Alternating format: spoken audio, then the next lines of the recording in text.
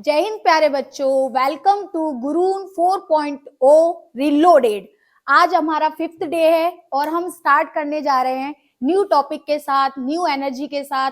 आप लोग भी जुड़ जाइए और हम शुरू करते हैं कि आज हम पढ़ने वाले हैं चैप्टर 5 से रिलेटेड इंपॉर्टेंट क्वेश्चन। किस टाइप के एमसीक्यू बनेंगे, अर्थमेटिक प्रोग्रेशन में आपके किस टाइप के क्वेश्चन आएंगे और उनमें क्या डिफरेंस होता है, इसमें कितने कितने नंबर्स के क्वेश्चन आएंगे, इससे रिलेटेड हम आज पढ़ने वाले हैं। तो आज का हमारा टॉपिक है अर्थमेटिक प्रोग्रेशन। अर्थमेटिक प्रोग्रेशन को बोलते हैं समांतर श्रेणी।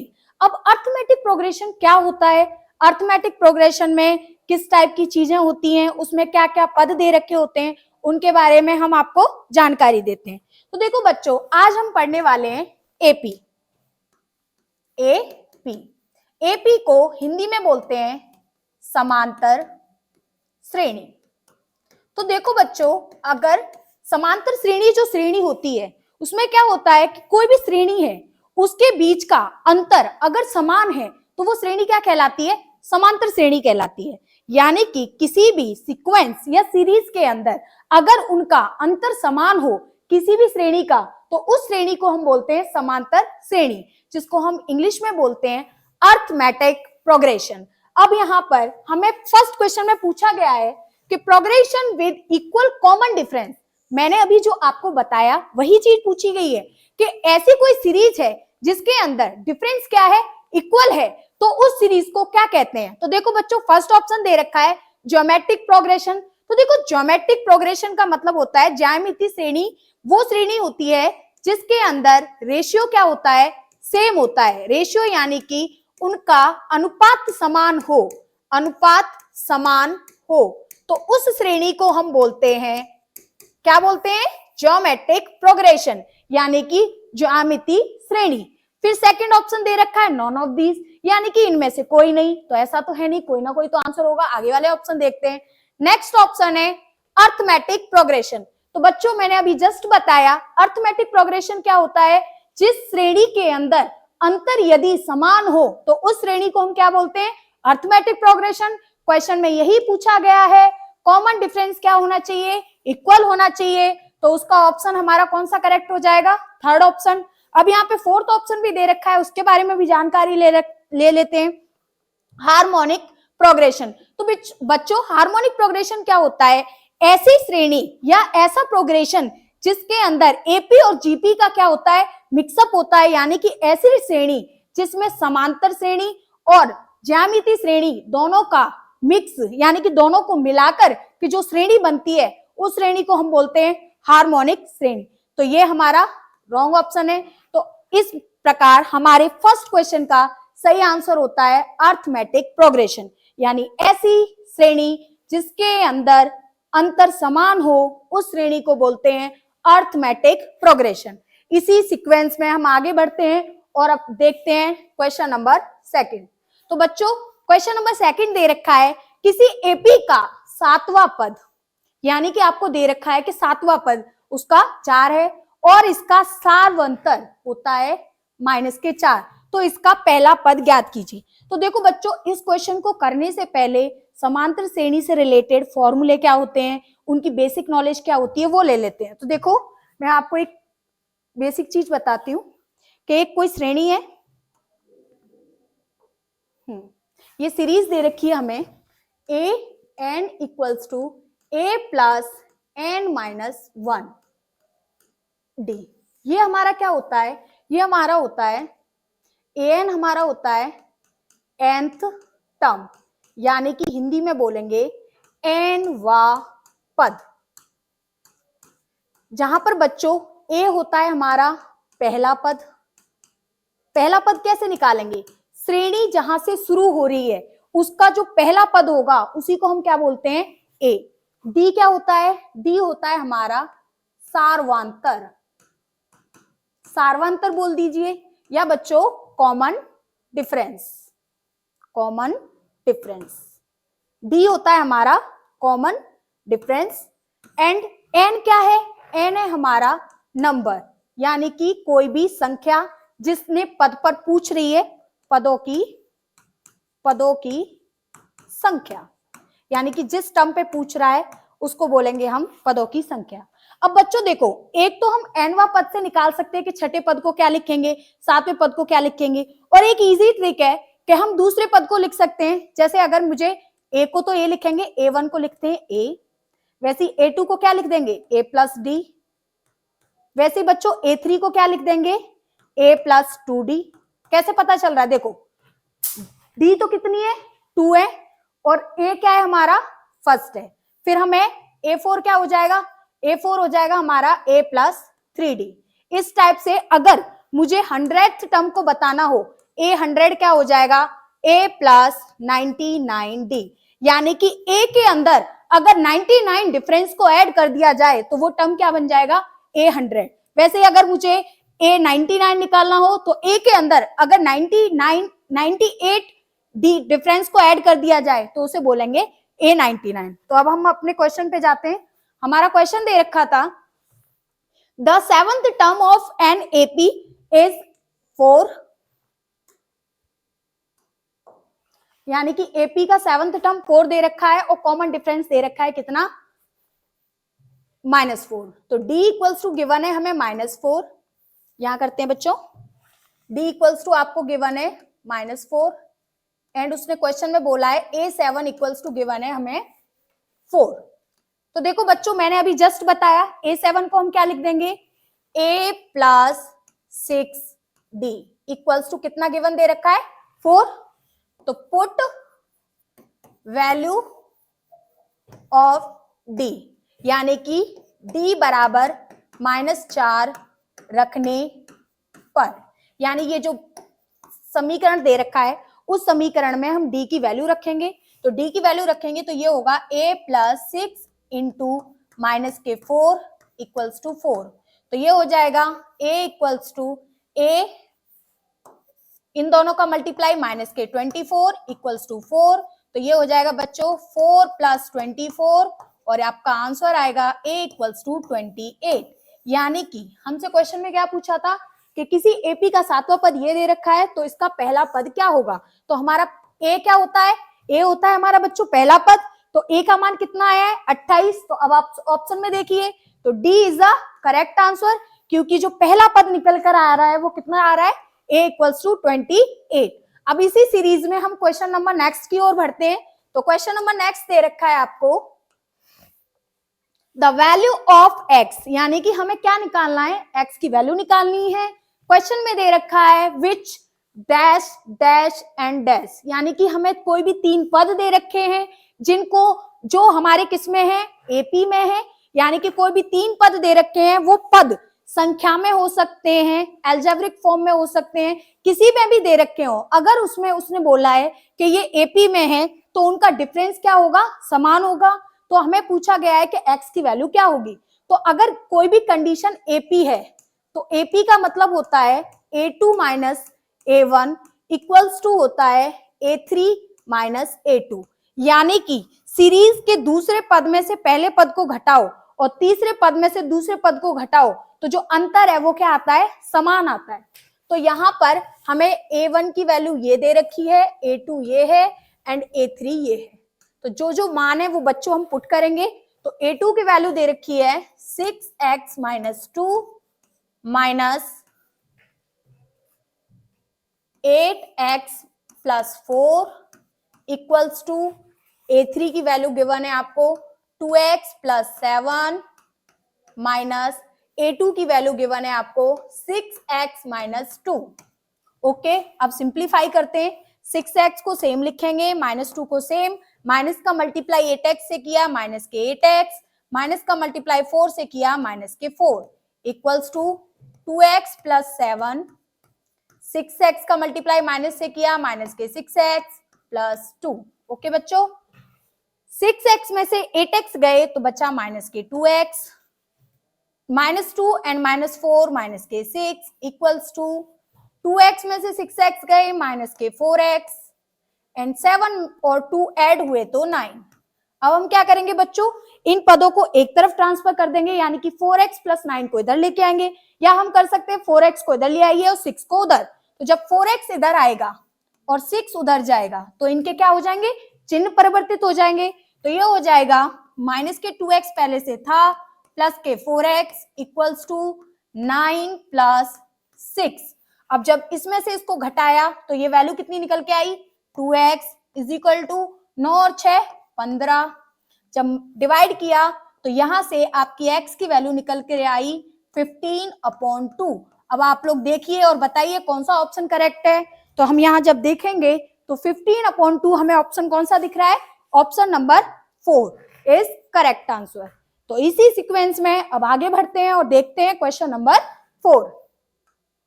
तो देखो बच्चों, क्वेश्चन नंबर 4 आपको दे रखा है सेम ही सीक्वेंस में कि किसी एपी का nवां पद ये दे रखा है, तो इसका सारवंतर क्या होगा। सारवंतर यानी कि हमसे पूछा गया है डी की वैल्यू क्या होगी। तो देखो बच्चों, nवां पद जो दे रखा होता है तो nवां पद को हम लिखते हैं an इक्वल्स टू आपको गिवन है 7 - 4n। और किसी भी समांतर श्रेणी का डिफरेंस निकालने के लिए हम क्या करते हैं, उनके पदों का अंतर निकालते हैं। तो हमें यहाँ पद पता होने चाहिए। तो पद पता करने के लिए हम क्या करेंगे, n की जगह जब 1 पुट करेंगे तो हमें पहला पद पता चल जाएगा, 2 पुट करेंगे तो दूसरा पद पता चल जाएगा। तो हम लिखेंगे पुट n इक्वल्स टू 1, यानी बच्चों हिंदी में लिखेंगे n बराबर 1 रखने पर। जब रखेंगे तो ये हो जाएगा a1 इक्वल्स टू 7 - 4 इंटू 1। तो ये आपका आ जाएगा 7 - 4 और वैल्यू निकल कर आई 3।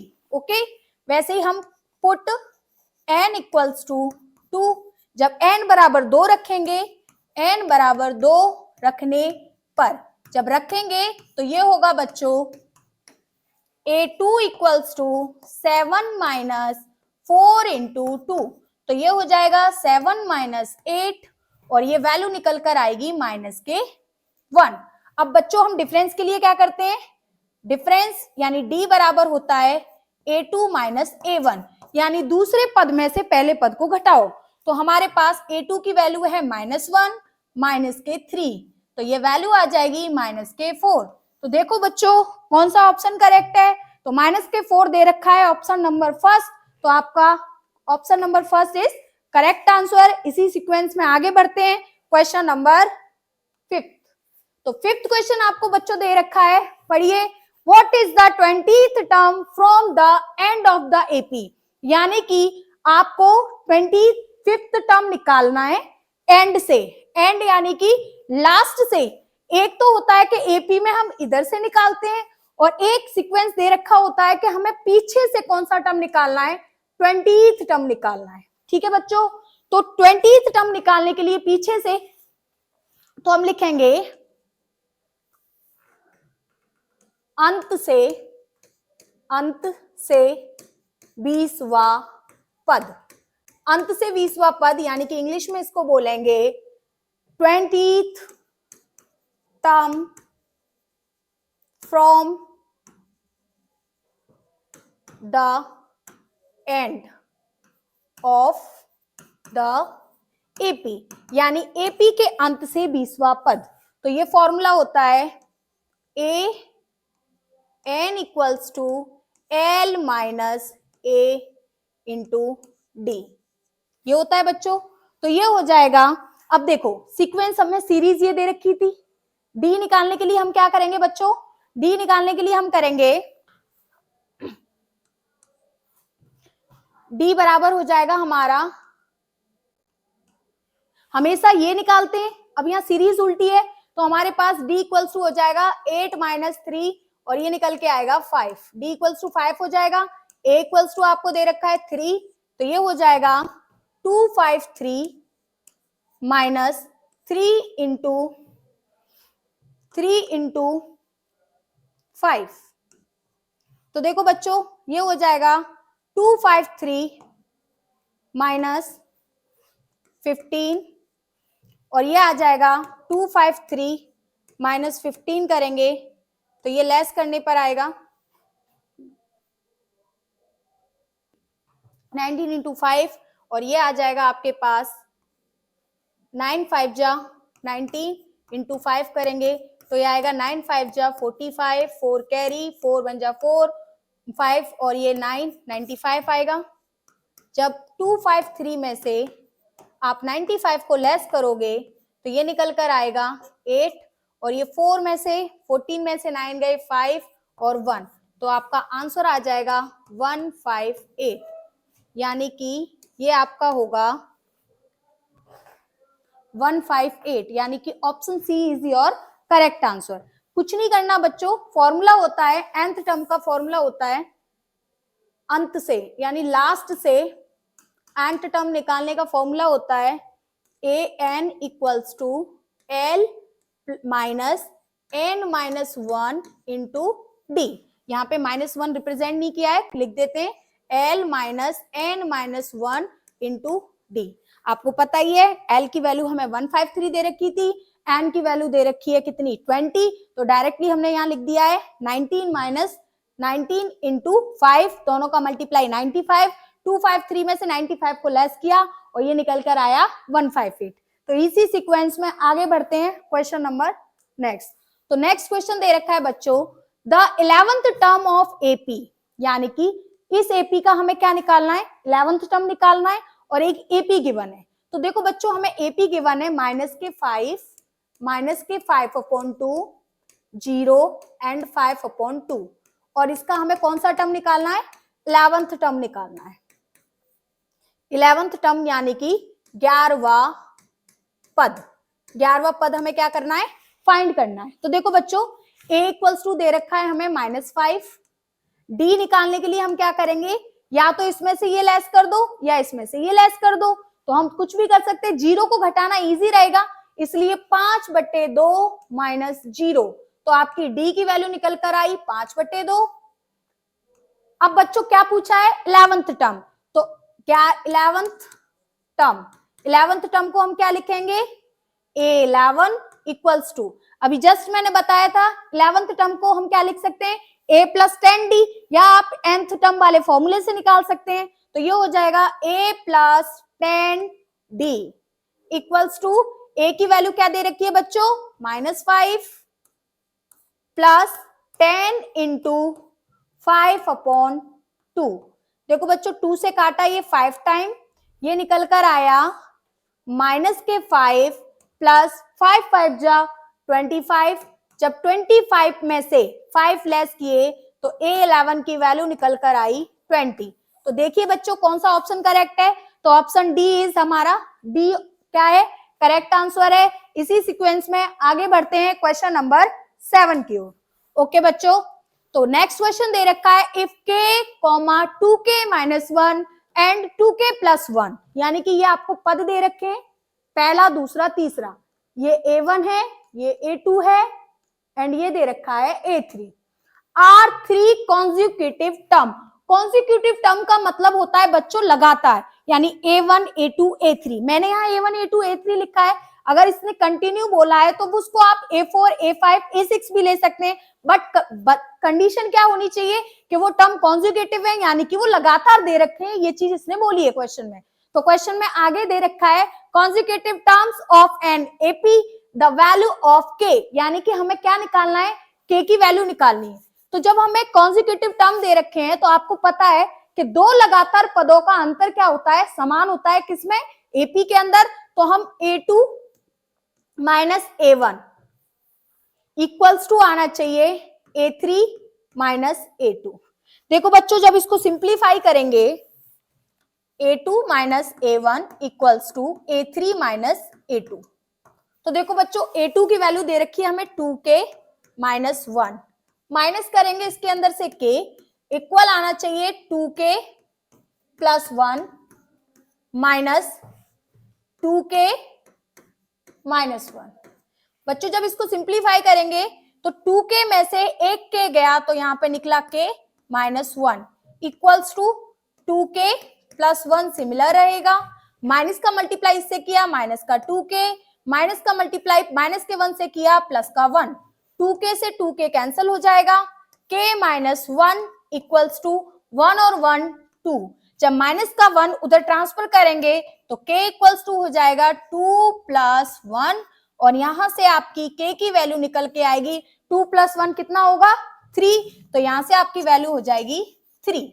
ओके, चलो बच्चों नेक्स्ट क्वेश्चन की तरफ बढ़ते हैं। नेक्स्ट क्वेश्चन आपको दे रखा है, आपका इसका क्वेश्चन नंबर ऑप्शन करेक्ट है, ऑप्शन नंबर फर्स्ट। और अब नेक्स्ट क्वेश्चन की तरफ बढ़ते हैं, क्वेश्चन नंबर 8। तो देखो बच्चों नेक्स्ट क्वेश्चन दे रखा है, the next term of the AP, इस यानी एपी का आपको अगला पद निकालना है। तो देखो बच्चों ये देखो सबसे पहले कि हमें एपी के कितने टर्म दे रखे हैं। तो हमें यहाँ पे एपी का फर्स्ट टर्म दे रखा है A1, ये है हमारा A2, ये है हमारा A3 और ये है हमारा A4। यानी कि बेसिकली वो क्वेश्चन में हमसे फिफ्थ टर्म पूछना चाह रहा है। तो फिफ्थ टर्म को निकालने के लिए हमें ए और डी की वैल्यू पता होनी चाहिए। तो सीरीज जहां से शुरू होती है, यानी कि सीरीज का जो पहला टर्म होता है वो हमारा क्या होता है, ए। तो ए की वैल्यू हो जाएगी 3।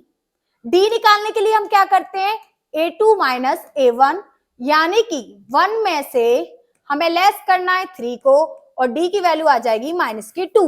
अब हमें निकालना है A5। तो A5 का मतलब क्या होता है बच्चों, A प्लस 4D, यानी कि हम A और D की वैल्यू पुट करेंगे। A की वैल्यू हो जाएगी, A की वैल्यू है 3 प्लस 4 इंटू -K2, सिंप्लीफाई करेंगे 3 माइनस 8 और वैल्यू निकल कर आएगी -K5, यानी कि आपका फिल इन द ब्लैंक्स में आंसर क्या आएगा, -5। यानी कि the next term of AP, यानी एपी का जो अगला पद होगा वो क्या होगा, -5, उससे अगला पद होगा -7, उससे अगला पद होगा -9, क्योंकि यहाँ पे डिफरेंस कितना दे रखा है, -2। अब इसी सीक्वेंस में आगे बढ़ते हैं, क्वेश्चन नंबर 9। तो 9th क्वेश्चन आपको दे रखा है बच्चों, -81 is the term of AP, यानी ये एपी दे रखा है और इस एपी के लास्ट में आपको दे रखा है -81। तो आपसे क्वेश्चन में ये पूछा गया है, देखो बच्चों nth टर्म से दो टाइप के क्वेश्चन आते हैं, या तो आपको लास्ट पद दे देता है या किसी पर्टिकुलर पद की वैल्यू पूछ लेता है। यानी कि आपको एपी दे रखी है, आपसे पूछ लेगा कि इसका 20वां पद क्या होगा, 25वां पद क्या होगा, या फिर आपको सीरीज दे देगा और सीरीज में बोल देगा कि इसका ये जो लास्ट टर्म है ये कौन से पद पे दे रखा है, यानी कि ये जो वैल्यू है वो किस पद पर आ रही है, किस नंबर पर आ रही है, वो पूछेगा।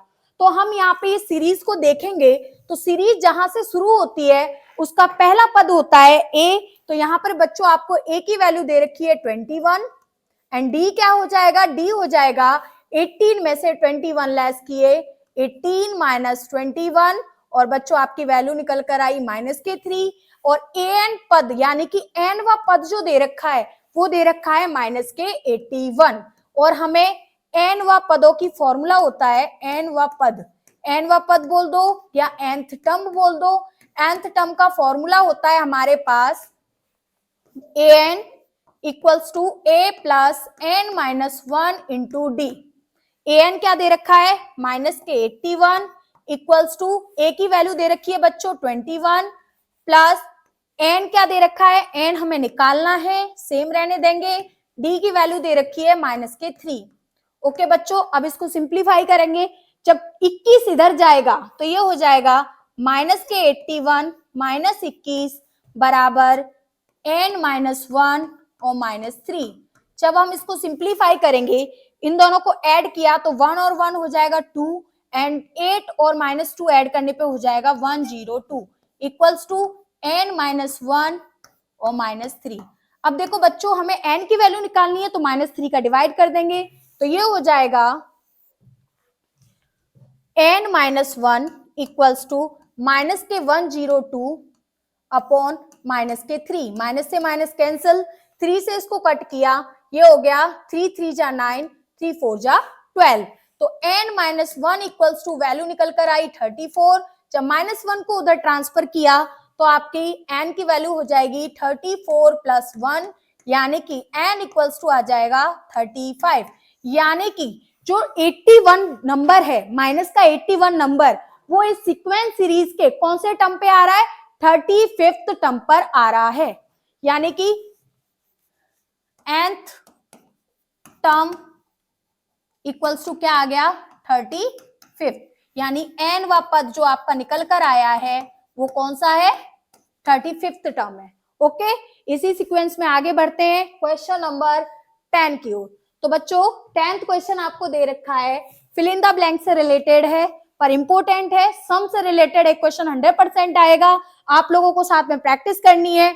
कॉपी किताब लेके बैठ जाइए और साथ साथ में प्रैक्टिस कीजिए। क्वेश्चन दे रखा है the sum of 10th term of N AP, यानी कि इसका आपको हाँ, तो हमें 10th टर्मों का सम निकालना है और हमें सीरीज दे रखी है 50, 46 एंड 42। यानी कि बच्चों आपसे पूछा गया है कि 50, 46 and 42 dot dot dot sum of 10th term, यानी कि 10 पदों तक का हमें क्या निकालना है, 10 पदों तक का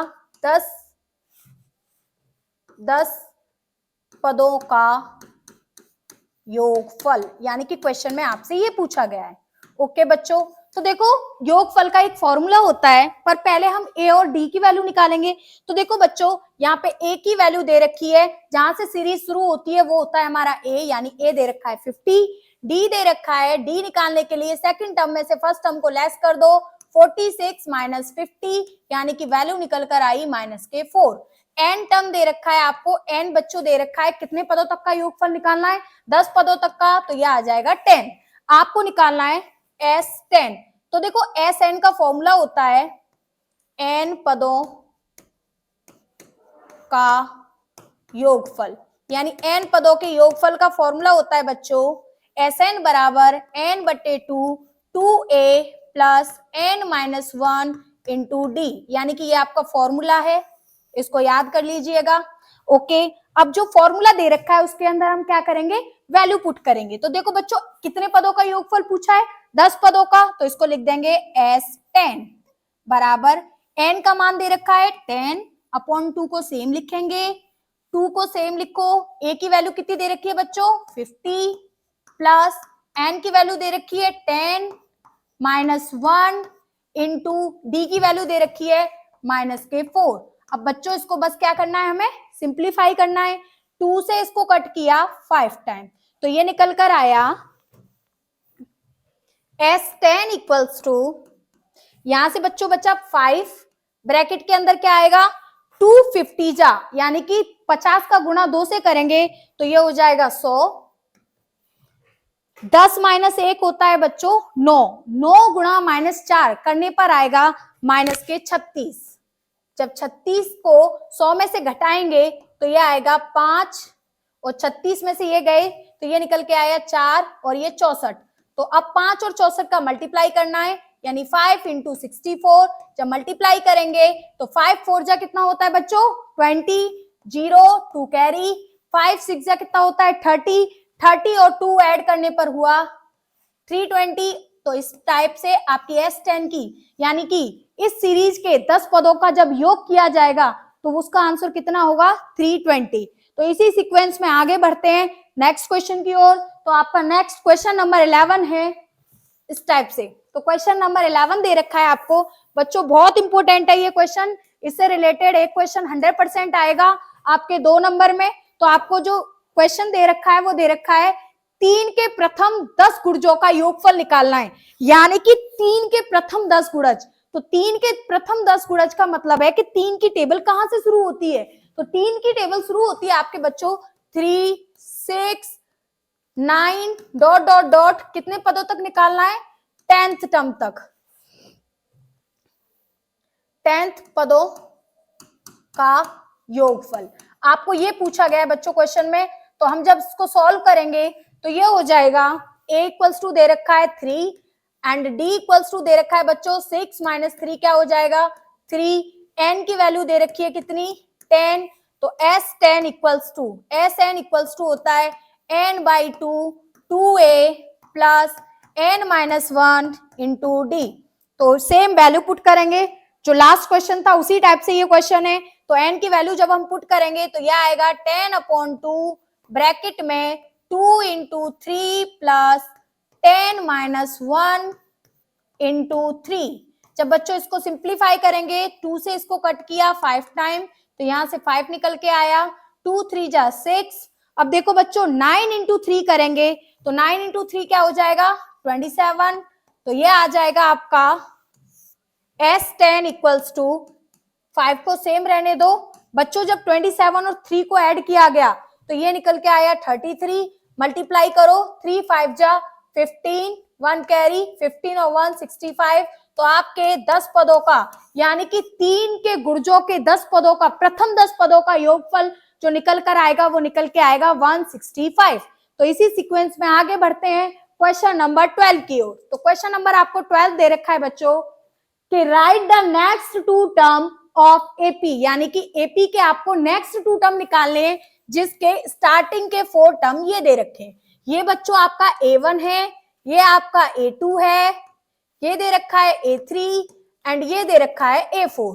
तो बच्चों जो सीक्वेंस होता है A1 जो होता है वो आपका होता है A, यानी A की वैल्यू दे रखी है 1, D की वैल्यू आपकी हो जाएगी A2 माइनस A1, यानी कि A2 माइनस A1 करने पर यह आएगा -1 वैल्यू आ जाएगी -K2 D और n इक्वल्स टू, यहां पर आपको पूछा गया है अगले दो पद। तो बच्चों अगले दो पद का मतलब है कि पांचवा और छठा पद पूछ रहा है। तो A5 की वैल्यू निकालने के लिए हम उसको लिख देंगे A प्लस 4D, यानी कि 1 प्लस 4 इंटू -2। तो वैल्यू हो जाएगी आपकी 1 माइनस 8 और वैल्यू निकल के आएगी -7। तो A6 निकालेंगे तो A प्लस 5D वैल्यू हो जाएगी 1 प्लस 5 इंटू -2। तो वैल्यू इस टाइप से होगी 1 माइनस 10, वैल्यू होगी -9। तो बच्चों क्वेश्चन में क्या पूछा गया था कि एपी के अगले दो पद, तो हम लिखेंगे एपी के अगले दो पद क्या होंगे बच्चों, -7 और -9 होंगे। यानी कि जो एपी के अगले दो पद जो होंगे, यानी कि AP next two term equals to होंगे -7 एंड -9। तो इसी सीक्वेंस में आगे बढ़ते हैं बच्चों क्वेश्चन नंबर 13 की ओर। तो आपका क्वेश्चन नंबर 13 ये रहा स्क्रीन पे। तो क्वेश्चन दे रखा है नेक्स्ट 13 और 19 का समांतर माध्य निकालिए। तो बच्चों एपी के समांतर माध्य का फॉर्मूला होता है एपी समांतर श्रेणी का समांतर माध्य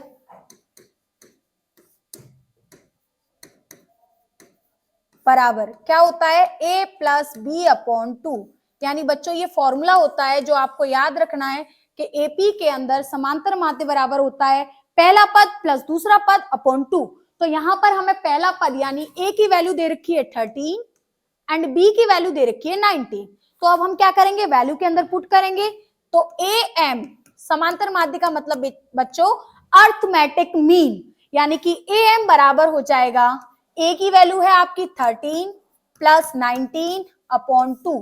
बच्चों दोनों को ऐड कर लीजिए, ऐड करेंगे 3 और 9 12, 1 कैरी 1 1 2 3 अपॉन 2। जब इसमें डिवाइड करेंगे तो ये आ जाएगा 16, यानी कि आपके AM की वैल्यू यानी अर्थमेटिक मीन की वैल्यू कितनी निकल कर आई 16। यानी कि समांतर श्रेणी के जो दो पद दे रखे थे आपको 13 और 19, उसके AM की वैल्यू कितनी निकल कर आती है, उसकी वो AM की यानी अर्थमेटिक मीन यानी समांतर माध्य की वैल्यू निकल कर आती है 16। इंपोर्टेंट क्वेश्चन है, एमसीक्यू में आ सकता है। तो इसी सीक्वेंस में आगे बढ़ते हैं क्वेश्चन नंबर 14 की ओर। तो बच्चों क्वेश्चन नंबर 14 ये रहा स्क्रीन पे, आपको दे रखा है ऐसी कितनी दो अंकीय संख्या है। यहाँ पर बच्चों इसको ध्यान से पढ़िएगा, आपको ये ना पढ़ने की वजह से हमेशा गलती हो जाती है। यहाँ पर क्लियर बोला गया है कि जो संख्या है वो कैसी है, दो अंकीय है। और दो अंकीय संख्या आपको पता है 10 से शुरू होती है और खत्म होती है 99 पर। अब कंडीशन क्या दे रखी है वो देखिए क्वेश्चन में। या क्वेश्चन में दे रखा है ऐसी कितनी दो अंकीय संख्या है जो 3 से विभाज्य होती है। अब आपको ये अच्छे से पता है कि 3 के पहाड़े में 10 नहीं आता, 11 भी 3 के पहाड़े में नहीं आता, पर 12 है जो 3 के पहाड़े में आता है। यानी कि आपकी पहली संख्या यानी कि श्रेणी का जो पहला पद आएगा वो आएगा 12, नेक्स्ट होगा 15 ... अब बच्चों आपको पता है कि जो लास्ट टर्म होगा वो क्या होगा 99, क्योंकि आपको पता है कि 99 3 के टेबल में आता है, तो ये होगा 99। अब बस आपको क्या करना है, सॉल्व करना है और आपको वैल्यू निकालनी है। तो बच्चों यहाँ पर आपको A यानी कि सीरीज का पहला पद पता है वो है 12, बच्चों d की वैल्यू निकालने के लिए इसमें से इसको लेस करते हैं, यानी a2 माइनस a1, ये हो जाएगा 15 माइनस 12 और वैल्यू निकल के आएगी 3। आपको लास्ट टर्म भी पता है, लास्ट टर्म को बोलते हैं nवां पद, और आपका an इक्वल्स टू दे रखा है 99। अब आपको यहां से निकालना है कि इस सीक्वेंस में कितने टोटल टर्म हैं। तो यहाँ पे टोटल टर्म निकालने के लिए an इक्वल्स टू फॉर्मूला होता है a plus n minus 1 into D. यहाँ पर an की वैल्यू रखेंगे, an दे रखा है 99 इक्वल्स टू a की वैल्यू है 12 प्लस n माइनस 1, d की वैल्यू दे रखी है बच्चों आपको 3। 12 को जब इधर ट्रांसफर करेंगे 99 minus 12 equals to n minus 1 3। अब जब इसमें से ये लेस करेंगे तो बच्चों आप लोगों को पता है कि 99 में से 12 लेस किए, 9 में से 2 लेस किए 7 एंड 9 में से 1 लेस किए 8 इक्वल्स टू हमारे पास आया n माइनस 1 इंटू 3। 3 से इसको कट करते हैं, 3 2 जा 6, 2 कैरी बचे, 3 9 जा 27, यानी कि 29 इक्वल्स टू n माइनस 1। आपको पता है माइनस 1 इधर आएगा, 29 प्लस 1 इक्वल्स टू n, और आपकी n वैल्यू आ जाएगी 30। यानी कि क्वेश्चन के अंदर बोल रखा है कि 3 से विभाज्य 2 अंकीय संख्याओं का जो योगफल निकल कर आता है, यानी कि जो संख्या निकल कर आती है, योगफल नहीं, कि कितनी 2 अंकीय संख्या है जो किससे है विभाजित, 3 से विभाजित है, वो संख्या दे रखी है 30। यानी कि ऐसी 30 संख्याएं आएंगी जो 3 से क्या है विभाजित है। तो इसी सीक्वेंस में आगे बढ़ते हैं क्वेश्चन नंबर 15 की ओर। तो नेक्स्ट क्वेश्चन दे रखा है आपको बच्चों, what is the common difference, यानी कि डी की वैल्यू पूछी गई है, कॉमन डिफरेंस ऑफ एपी, और आपको रिलेशन दे रखा है A21, ये दे रखा है बच्चों A21 minus A7 equals to 84, यानी आपको कॉमन डिफरेंस निकालना है। आपको पता है बच्चों A21 को हम लिख सकते हैं A प्लस 20D। बता रखा है आपको कि A के अंदर अगर 20 डिफरेंस को ऐड कर दिया जाए तो वो होता है A21, माइनस ये दे रखा है A प्लस 60, यानी कि A7 को हम लिख सकते हैं A प्लस 60 इक्वल्स टू 84। अब इसको सिंप्लीफाई करेंगे, A plus 20D equals to minus के 60 इक्वल्स टू 64। देखो बच्चों A से A कैंसिल हो जाएगा, 20D में से 6D कैंसिल किए, यानी कि इसमें से लेस किए तो ये कितना आएगा, ये आएगा 14D इक्वल्स टू 84। अब बच्चों बताओ 14 की टेबल में 84 कितनी बार आता है, ये आता है बच्चों 6 टाइम, तो D इक्वल्स टू आपका निकल के आ जाएगा 6। 14 इंटू 6 कर लीजिए ना, 6 करेंगे तो 24, 2 कैरी और मल्टीप्लाई 84 आ रहा है ना 84। तो आपका जो डिफरेंस आएगा, कॉमन डिफरेंस इक्वल्स टू निकल कर क्या आएगा बच्चों, वो निकल कर आएगा 6। तो इसी सीक्वेंस में आगे बढ़ते हैं नेक्स्ट क्वेश्चन की ओर। हाँ तो बच्चों मैथ्स की पीपीटी यहीं खत्म होती है। अब आपके अगले क्लास को कंटिन्यू करने के लिए आने वाले हैं साइंस के टीचर ललित जी सर। तो welcome to Lalit ji sir. जय हिंद साथियों, शुरू करते हैं साइंस की क्लास को। आज हम देखते हैं हमारा चैप्टर हेरिडिटी या वंशागति। चलते हैं पहले क्वेश्चन की तरफ जो हमें क्या कहना चाह रहा है, देखते हैं। देखिए, a cross between toll plant capital T and short p plant small t resulted in progeny that were all tall plants because इसमें हमें एकल संकर संकरण यानी मोनो हाइब्रिड क्रॉस के बारे में बता रखा है, और ये कह रखा है कि एक लंबे पौधे कैपिटल T और एक छोटे मटर के पौधे स्मॉल t के बीच संकरण करवाया गया, तो ऐसी संतति प्राप्त हुई जो सभी लंबे थे। क्यों? क्योंकि जब हमने प्रैक्टिकल किया था, जब हम इसे करके देखते हैं तो हम देखते हैं कि हमारा बात करते हैं, जब हमने देखा था हमारे कैपिटल T और स्मॉल t यानी ये हमारा जो पेरेंट है, ये हमारा जो जनक है, वो हमारे किसको दिखाता है, वो हमारे लंबे पौधे को दिखाता है, यानी हमारे किसको दिखाता है, टॉल को दिखाता है। और जो दूसरा हमारे पास है वो किसे दिखाता है? शॉर्ट यानी बौने पौधे को दिखाता है। जब हमने इसमें संकरण कराया था, इस संकरण को हम कहते हैं मोनोहाइब्रिड क्रॉस, और इसका जो हमारे पास गैमीट बना था तो हमें याद है कि स्मॉल टी बना, कैपिटल टी बना था, और इसका जो गैमीट बना था वो स्मॉल टी बना था। और इसी तरह जब हम इसमें F1 जनरेशन लेते हैं तो हमारे पास F1 generation capital T small T आती है, और जब F2 जनरेशन हम निकालते हैं तो हमारे पास F2 जनरेशन में सभी पौधे, लगभग सभी पौधों का जीन प्रारूप हमारे पास इस टाइप से प्राप्त होता है। तो इसे हम क्या कह सकते हैं? इसे हम कह सकते हैं कि हमारे पास लंबे पौधे जो थे वो ज्यादा प्राप्त हुए और बौने पौधे कम प्राप्त हुए। क्यों? क्योंकि जो लंबा पौधा है, जो टॉल है, वो कैसा है? डोमिनेंट कैरेक्टर है। तो हमारा राइट आंसर क्या हो जाएगा? राइट आंसर हो जाएगा D, tallness is the dominant trade, यानी लंबाई प्रमुख गुण है। इस वजह से हमें एकल संकर संकरण में मोनोहाइब्रिड क्रॉस के अंदर पादप कैसे प्राप्त हुए? लंबे प्राप्त हुए। चलते हैं दूसरे क्वेश्चन की तरफ। दूसरा क्वेश्चन हमें कहना चाह रहा है a zygote which has X chromosome, यानी एक जायगोट के पास हमारे पास एक्स क्रोमोसोम है, इनहेरिट फ्रॉम फादर, यानी फादर से उसे कैसा मिला है? एक्स क्रोमोसोम मिला है। और हम जानते हैं, हमसे क्वेश्चन पूछना चाह रहा है विल डेवलप इनटू ए, यानी जब फादर से एक्स क्रोमोसोम मिला है तो ये जो बेबी बना है ये कैसा बना है? क्या ये आइदर बॉय और गर्ल, या ये लड़का होगा या लड़की? आइदर गर्ल, क्या ये गर्ल होगी, लड़की होगी? या x chromosome does not determine the sex x? तो हमारा आंसर होगा या ये डी होगा।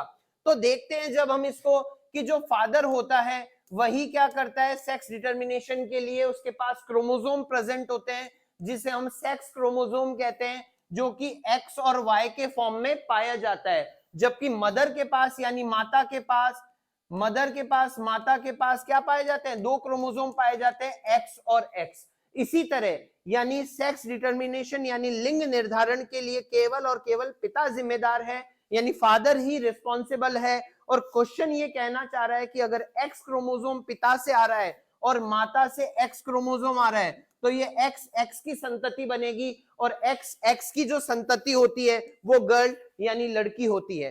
तो चलते हैं नेक्स्ट क्वेश्चन की तरफ।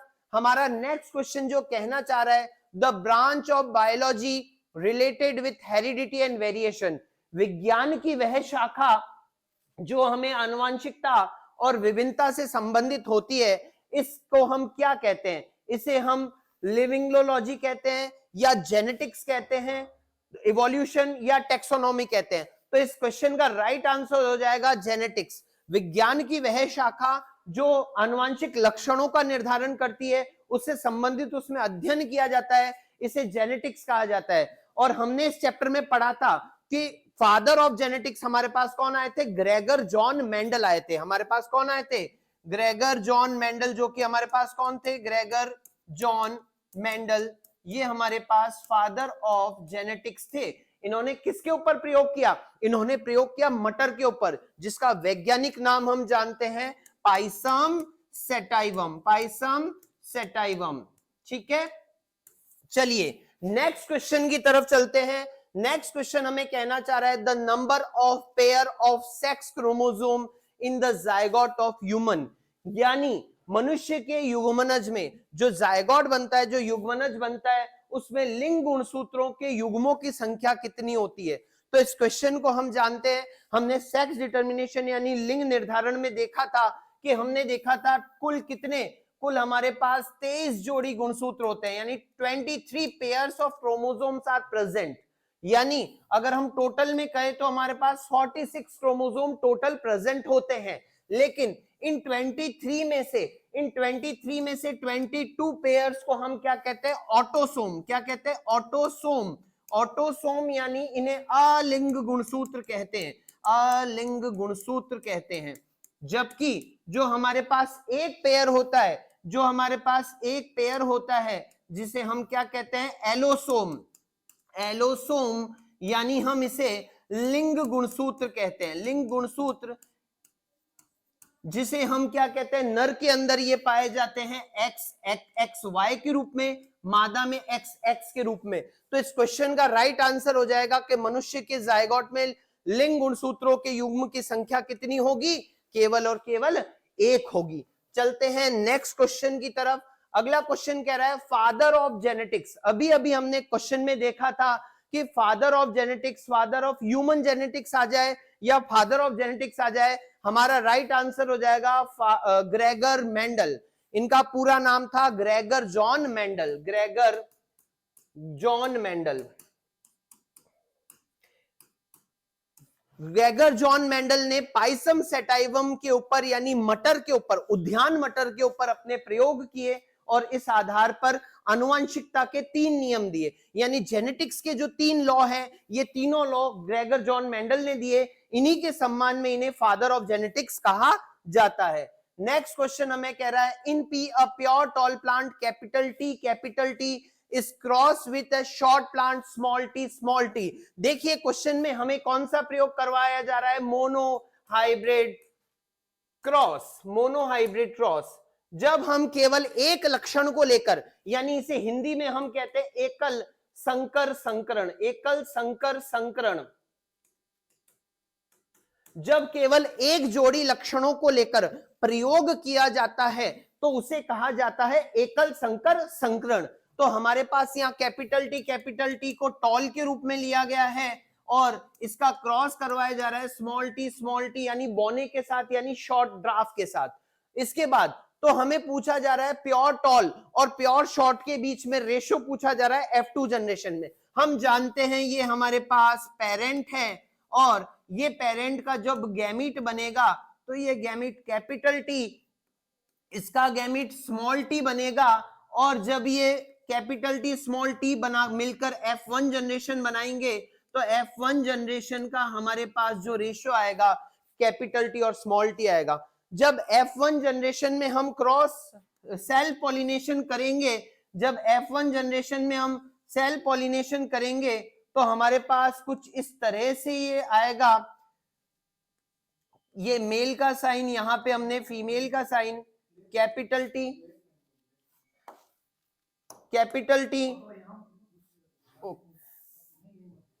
चलिए हम इसे इसका सेल पॉलिनेशन जो है यहां पे कर देते हैं और जब हम इसका सेल पॉलिनेशन चेकर बोर्ड बनाकर, विशेषकर बच्चों ध्यान दीजिएगा, हमें ऐसे प्रयोग के अंदर चेकर बोर्ड बनाना है। तो जब हम चेकर बोर्ड बनाते हैं तो यहां मेल का साइन यानी नर का साइन और यहां फीमेल का साइन लगाकर एक गैमिट को यानी एक युग्मक को यहां लगाकर दूसरे युग्मक को यहां लगाकर जब हम इसका चेकर बोर्ड बनाते हैं तो ये हमारे पास शुद्ध लंबा यानी प्योर टॉल हमें मिलता है। ये हमें इम्प्योर टॉल मिलता है, इसी तरह इम्प्योर टॉल और ये प्योर टॉल। इसी तरह क्वेश्चन में हमें क्या कहा गया है, क्वेश्चन में हमें कहा गया है प्योर टॉल और इम्प्योर टॉल ड्राफ्ट के बीच में रेशो। तो ये हमारे पास यहां पर क्या आया है, हमारे पास ये प्योर टॉल आया है, ये प्योर ड्राफ्ट आया है, इनके बीच जो रेशो आया है 1:1 आया है। हमारा राइट आंसर हो जाएगा बी ऑप्शन। चलिए चलते हैं नेक्स्ट क्वेश्चन की तरफ जो हमें कहना चाह रहा है name the chromosomes that process the gene for the maleness and femaleness in human being. अभी अभी हमने देखा था जो हमारे पास XY जो हमारे पास मेल के अंदर प्रेजेंट होता है और जो XX हमारे पास फीमेल में प्रेजेंट होता है, जो XX हमारे पास फीमेल में प्रेजेंट होता है, इन्हें हम सेक्स क्रोमोसोम लिंग गुणसूत्र कहते हैं, जो एक पेयर में प्रेजेंट होता है और यही क्या काम करता है, लिंग का निर्धारण करता है। तो हमारा राइट आंसर यहां पर हो जाएगा ए ऑप्शन, सेक्स क्रोमोसोम यानी लिंग गुणसूत्र, जिसका दूसरा नाम एलोसोम भी होता है, इसे हम एलोसोम भी कहते हैं। चलिए चलते हैं नेक्स्ट क्वेश्चन की तरफ।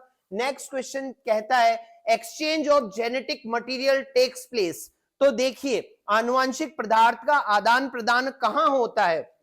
जब हमने पहले चैप्टर में देखा था तो हमने देखा था कि अलैंगिक जनन में केवल और केवल एक जनक काम में लेता है, केवल और केवल एक जनक होता है, वही क्या करता है, नई संतति की यानी नई ऑफस्प्रिंग को डेवलप करता है। Only a single parent is needed. But जब हम बात करते हैं लैंगिक प्रजनन की, सेक्सुअल रिप्रोडक्शन की, तो यहां 2 जनक काम करते हैं। यहां फादर भी होता है यानी पिता भी हैं और मदर भी है, मदर और फादर है। इसी कारण यहां वेरिएशंस आ जाते हैं, यहां विभिन्नताएं आ जाती हैं।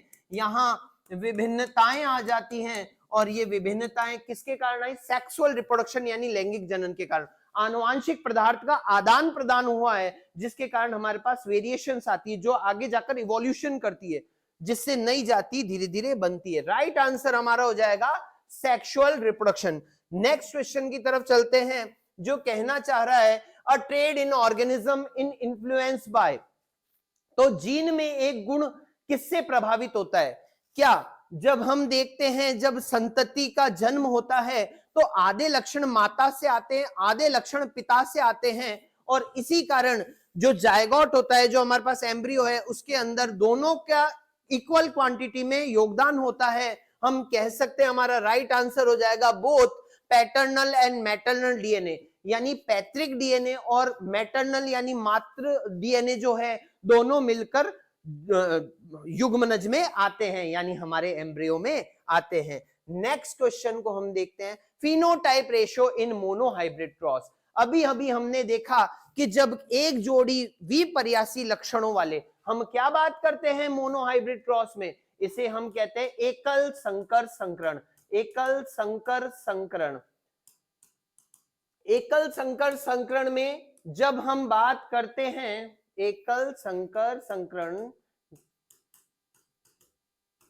जब हम बात करते हैं एकल संकर संकरण में, तो हम जानते हैं ये क्वेश्चन बड़ा महत्वपूर्ण होने वाला है। एकल संकर संकरण मोनोहाइब्रिड क्रॉस में फिनोटाइप रेशियो, जीनोटाइप रेशियो, इसी तरह डाई हाइब्रिड क्रॉस में फिनोटाइप रेशियो और जीनोटाइप रेशियो, यानी लक्षण प्ररूप और जीन प्ररूप का अनुपात। तो एकल संकर संकरण में सीधा अनुपात हमारे पास आता है 3:1 के रूप में, जिसे हमने अभी अभी चेकर बोर्ड बनाकर देखा भी था। और जो हमारे पास इस तरीके से, जो हमारे पास F2 जनरेशन में अभी अभी हमारे पास एक टेबल आई थी, इस टेबल में हमारे दोनों आंसर क्लियर हो जाएंगे। हमने ये देखा था capital T small T, capital T small T, तो यहाँ capital T capital T capital T small T, capital T small T और स्मॉल टी स्मॉल टी, यहां हमने मेल और फीमेल के साइन लगाए थे। तो देखिए लक्षण प्ररूप का मतलब वे लक्षण जो बाहर आधार पर होते हैं, जिन्हें हम बाहर से देखकर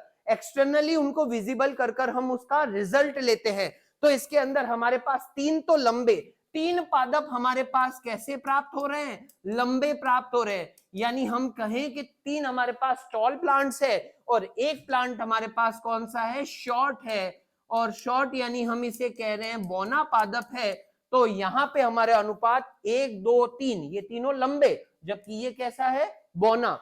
इसी वजह से हम यहां पर हम कहते हैं कि ये 3 लंबे हैं, यानी यहां पर 3:1 लक्षण प्ररूप आया है। इसी के साथ यदि जीनोटाइप पूछ ले, यदि हमसे जीनोटाइप पूछ ले, जीनोटाइप यानी जीन प्ररूप पूछ ले, तो जीन प्रारूप का क्या अनुपात हो जाएगा? जीन प्रारूप हमारे पास आ जाएगा 1:2:1। अब ये कैसे आया?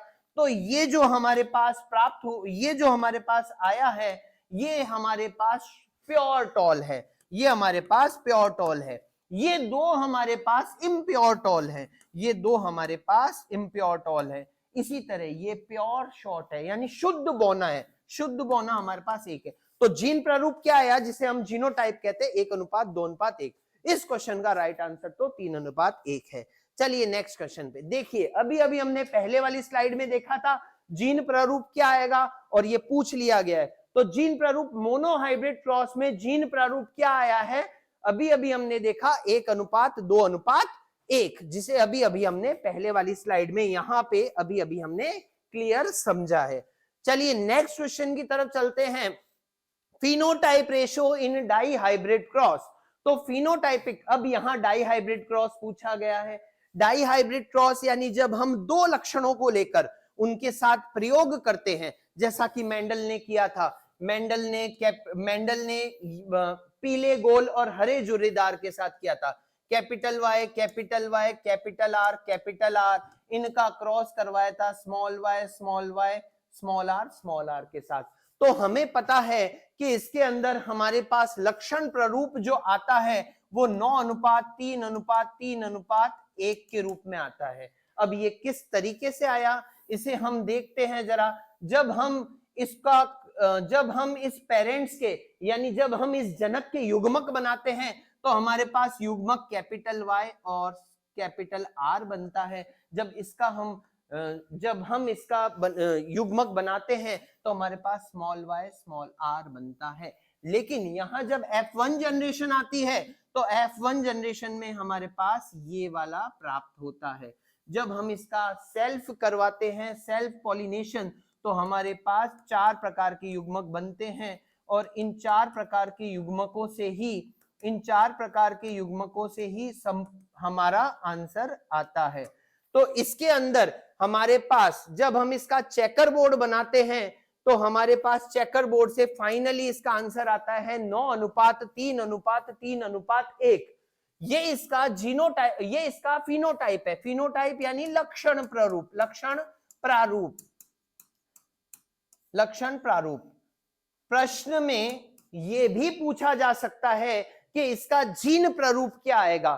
तो इसका जीन प्रारूप जो हमारे पास आता है वो 12, 24, 121, 21, 1:2:2:4:1:1:2:1। तो 12, 24, 121, 21 ये आपको याद रखना है, ये जीन प्रारूप है। और जीन प्रारूप कब है? जब डाई हाइब्रिड क्रॉस यानी द्विसंकर संकरण में जीन प्रारूप, द्विसंकर संकरण में जीन प्रारूप का अनुपात यही है। अगले क्वेश्चन की तरफ चलते हैं। अगला question fill in the blanks का है, रिक्त स्थानों की आपको पूर्ति करनी है। Gene is the part of a chromosome which control the appearance of a set of heredity. तो इसका आंसर सीधा सीधा क्या आएगा? जीन कहां लगे होते हैं? जीन हमारे गुणसूत्रों पर लगे होते हैं। कहां लगे होते हैं? गुणसूत्रों पर लगे होते हैं। और हमने देखा था कि जो गुणसूत्र पर जैसे एक माला के अंदर फूल लगे होते हैं, उसी तरह गुणसूत्रों के क्रोमोनिमा पर क्या लगे होते हैं? ये जीन लगे होते हैं, क्रोमोसोम। राइट आंसर है। देखिए अगला question dash is the unit of inheritance. तो इनहेरिटेंस यानी वंशागति की इकाई क्या है? हम सभी जानते हैं कि माता पिता से संतति में जो लक्षण जाते हैं वो किससे जाते हैं? केवल और केवल जीन से जाते हैं। केवल और केवल किससे जाते हैं? जीन से जाते हैं। यानी इसका राइट आंसर क्या हो जाएगा? इसका सही आंसर हो जाएगा जीन, क्योंकि ये जीन ही होते हैं। इसी के कारण यदि माता पिता की हाइट ज्यादा है तो बच्चे की भी हाइट ज्यादा होती है। त्वचा का रंग, स्किन कलर, बालों का रंग, आंखों की आइरिस का रंग, ये सभी कौन निर्धारित करता है? जीन। नेक्स्ट क्वेश्चन हमें कहना चाह रहा है dash is the cross between two parent taking alternative traits of single character. यानी यहां हमें कहना चाह रहा है एकल संकर संकरण के बारे में, एक लक्षण को लेकर उसकी वंशागति का अध्ययन। तो डैश इज द क्रॉस, तो यहां राइट आंसर आ जाएगा हमारे monohybrid cross. Monohybrid cross is a cross between two parent taking a alternative trait of single character। एक लक्षण के अल्टरनेटिव रूप को लेना। हिंदी में हमारा हो जाएगा एकल संकर संकरण। नेक्स्ट क्वेश्चन कह रहा है human male produce dash type of sperms and human female produce dash type of ओवा। यानी मानव नर, तो देखिए मानव नर जो होता है वो हैप्लॉइड टाइप के, यानी हम बात कर सकते हैं हमारे पास हैप्लॉइड और डिप्लॉइड, आपने नाम सुना होगा। तो हैप्लॉइड टाइप के अगुणित हिंदी में हम कह सकते हैं अगुणित प्रकार के शुक्राणु पैदा करता है तथा मानव मादा भी कैसे? हैप्लॉइड टाइप के। हैप्लॉइड को हम एन से दिखाते हैं, जबकि डिप्लॉइड को हम किससे दिखाते हैं? 2n से। तो एन टाइप के अंडाणु पैदा करते हैं, हैप्लॉइड प्रकार के, अगुणित प्रकार के। नेक्स्ट क्वेश्चन जो कि हमारा लास्ट क्वेश्चन है हमारी आज की सीक्वेंस का। यदि ये वीडियो आपको अच्छा लग रहा है लाइक कर दीजिए, सब्सक्राइब करिए, अपने कमेंट करिए। लास्ट क्वेश्चन कहना चाह रहा है dash is the base of sex determination in observe in most plants and animal. हमने देखा था कि लिंग निर्धारण के लिए कि पादपों और जंतुओं में ज्यादातर लिंग का निर्धारण कैसे होता है? अभी अभी हमने मानव में देखा था। मानव में लिंग निर्धारण क्रोमोसोम्स के कारण होता है। तो क्रोमोसोमल बेसिस ऑफ हम बात कर सकते हैं क्रोमोसोमल बेसिस, क्रोमोसोमल बेसिस यानी गुणसूत्रीय सिद्धांत, गुणसूत्रीय सिद्धांत, गुणसूत्रीय सिद्धांत का आधार। तो लिंग निर्धारण का गुणसूत्रीय आधार अधिकांश जानवरों में और पादपों में देखा जाता है, जंतुओं में हम ऐसा ही देखते हैं। मिलते हैं अगली स्लाइड में। अब मैं हमारे अगले सर को, यशपाल जी सर को आमंत्रित करना चाहूंगा कि आगे की वो क्लास कंटिन्यू करें। जय हिंद। जय हिंद साथियों, मैं यशपाल सिंह सिसोदिया, गुरून ऑनलाइन क्लासेज में आपका हार्दिक स्वागत है। गुरून 4.0 रीलोडेड, तैयार हो आप सब लोग? हमने नेक्स्ट टाइम पढ़ा था हिस्ट्री का क्लास, आज अपन इकोनॉमिक्स की क्लास शुरू करने जा रहे हैं। इकोनॉमिक में फर्स्ट लेसन है डेवलपमेंट, विकास, और इसके ऊपर हम चर्चा करेंगे। हर एक कॉन्सेप्ट के ऊपर बारीकी से हम हर क्वेश्चन को सॉल्व करेंगे। आपकी हर प्रॉब्लम का सॉल्यूशन करना गुरून का दायित्व है और उसको हम अंतिम समय तक निभाते रहेंगे। जैसा कि आप लोगों को कहा जाता है, जल्दी से जल्दी जुड़िए चैनल के साथ में, लाइक कीजिए, शेयर कीजिए, सब्सक्राइब कीजिए और बने रहिए गुरून चैनल के साथ। शुरू करते हैं आज की क्लास। स्क्रीन बोर्ड पर लेसन नंबर फर्स्ट, डेवलपमेंट, विकास। फर्स्ट क्वेश्चन आपके सामने स्क्रीन बोर्ड पर। Yes, start. निम्नलिखित में से किस देश में जन्म के समय जीवन प्रत्याशा सबसे अधिक है? आपके सामने चार ऑप्शन आए हुए हैं। ए पाकिस्तान, बी नेपाल, सी भारत और डी बांग्लादेश। बेटा आपको पता होगा कि भारत के अंदर जीवन प्रत्याशा दर जनसंख्या वृद्धि के कारण थोड़ा कम चला जाता है। तो यहां पर भारत के पड़ोसी देशों के अंदर अगर हम किसी से कंपेयर करें तो यहां पर डी ऑप्शन आपका राइट जाता है। डी ऑप्शन बांग्लादेश, यह जीवन प्रत्याशा दर में भारत से भी आगे है। तो इस क्वेश्चन का आंसर डी ऑप्शन बांग्लादेश है। यस, नेक्स्ट स्लाइड पर चलते हैं। Question number second. यस, क्या है क्वेश्चन? देखिए, 2011 की जनगणना के अनुसार निम्नलिखित में से किस राज्य में साक्षरता दर सबसे कम है? बेटा आपको पता होगा 2011 की जो जनगणना हुई थी और उस जनगणना के अंदर सबसे अधिक अगर एजुकेटेड कोई स्टेट है तो वो आपका आता है केरला। तो केरला सबसे अव्वल, और सबसे लोअर कैटेगरी में अगर कोई स्टेट आता है तो वो आता है आपके बिहार। तो यहाँ फर्स्ट ऑप्शन ये आपके सामने बिहार आता है। इसके बाद के दूसरे जो पॉइंट है इस पर अपन को ध्यान नहीं देना है। तो यहाँ ए ऑप्शन आपका राइट जाता है, बिहार। यस, नेक्स्ट क्वेश्चन की तरफ चलते हैं। स्लाइड पर थर्ड क्वेश्चन आपके स्क्रीन बोर्ड पर देखिए क्या है। यस, थर्ड क्वेश्चन है व्हाट इज नेशनल डेवलपमेंट? राष्ट्र विकास क्या है? राष्ट्र का विकास क्या हो सकता है? आपके मायने से राष्ट्र का विकास क्या है? तो यहां पर ए ऑप्शन आता है सोशल डेवलपमेंट, सामाजिक विकास, बी कल्चरल डेवलपमेंट, सांस्कृतिक विकास, सी पॉलिटिकल डेवलपमेंट यानी राजनीतिक विकास, या D development in all the section, तो सभी वर्गों में विकास। तो आपके हिसाब से इस क्वेश्चन का आंसर क्या होना चाहिए? मेरे हिसाब से तो क्वेश्चन का आंसर डी होना चाहिए, क्योंकि जब देश की बात आ जाती है तो उसमें सभी लोगों की बातें हो रही है। एवरी सेक्टर, यानी सभी सेक्टर का जब डेवलपमेंट होगा तभी तो अपने देश का विकास होगा। तो यहाँ राष्ट्रीय विकास की बात आ रही है तो सोशल भी हो गया, इकोनॉमिकल भी हो गया, पॉलिटिकल भी हो गया, कल्चरल भी हो गया, एजुकेशन सेक्टर भी हो गया, मेडिकल सेक्टर हो गया, ट्रांसपोर्ट्स आ गया, यहां पर कम्युनिकेशन आ गया, ट्रेड आ गया, हर सेक्टर का विकास हो गया। तो यहां पर सभी वर्गों का विकास होना ही नेशनल डेवलपमेंट है। तो डी ऑप्शन आपका यहाँ राइट जाता है। यस, नेक्स्ट स्लाइड पर चलते हैं। क्वेश्चन नंबर 4 सामने देखिए। क्वेश्चन क्या आता है? What is per capita income? प्रति व्यक्ति आय क्या है? किसे कहते हैं प्रति व्यक्ति आय? अब आपको यहां से चुनना है चार ऑप्शन में से एक ऑप्शन। यस, ए ऑप्शन आता है होल इनकम, यानी संपूर्ण आय को कहते हैं क्या प्रति व्यक्ति आय? नहीं, यह तो क्वेश्चन का आंसर नहीं हो सकता। नेक्स्ट, बी ऑप्शन आता है एवरेज इनकम, औसत आय। यस, औसत आय को ही यहां पर कैपिटा इनकम कहा जाता है, प्रति व्यक्ति आय कहा जाता है। तो बी ऑप्शन आपका राइट जाता है। सी और डी भी यहां पर रॉन्ग ही माना जाएगा। तो बी ऑप्शन अपना यहां पर राइट जाता है।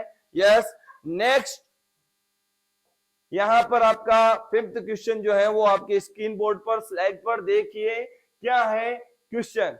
यस, फिफ्थ क्वेश्चन है, निम्नलिखित में से किस राज्य में शिशु मृत्यु दर सबसे अधिक है 2015-16 के सर्वेक्षण के अनुसार।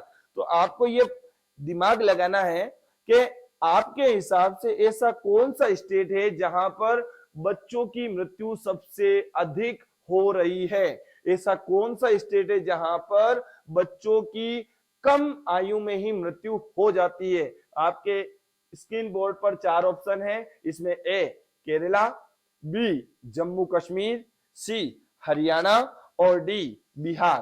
तो आपने चुन लिया होगा इसमें भी, जहां पर एजुकेशन सिस्टम जो है वो लोअर कंडीशन में है, तो वहीं पर आपका ऑप्शन जो है वो राइट हो जाता है डी बिहार। तो बिहार यहां पर ऑप्शन आपका राइट जाता है। नेक्स्ट स्लाइड पर चलते हैं। यस, ये रहा आपके स्क्रीन बोर्ड पर सिक्स्थ क्वेश्चन। छठा क्वेश्चन क्या बोल रहा है देखते हैं। सुस्टेनेबल इकोनॉमिक डेवलपमेंट मीन्स यानी सतत विकास क्या है, सतत आर्थिक विकास क्या है। तो स्क्रीन बोर्ड पर 4 ऑप्शन है आपके सामने। टू यूज रिसोर्स जुडिशरी, संसाधनों का विवेकपूर्ण उपयोग, और उसके बाद बी ऑप्शन आता है आपके सामने to increase the number of cars and buildings, यानी कारों और इमारतों की संख्या में वृद्धि। इसके बाद सी ऑप्शन आता है to increase the number of bank account, यानी बैंकों की खातों की संख्या बढ़ना। और डी ऑप्शन आता है टू इंक्रीज सेविंग्स, यानी कि बचत बढ़ाने के लिए।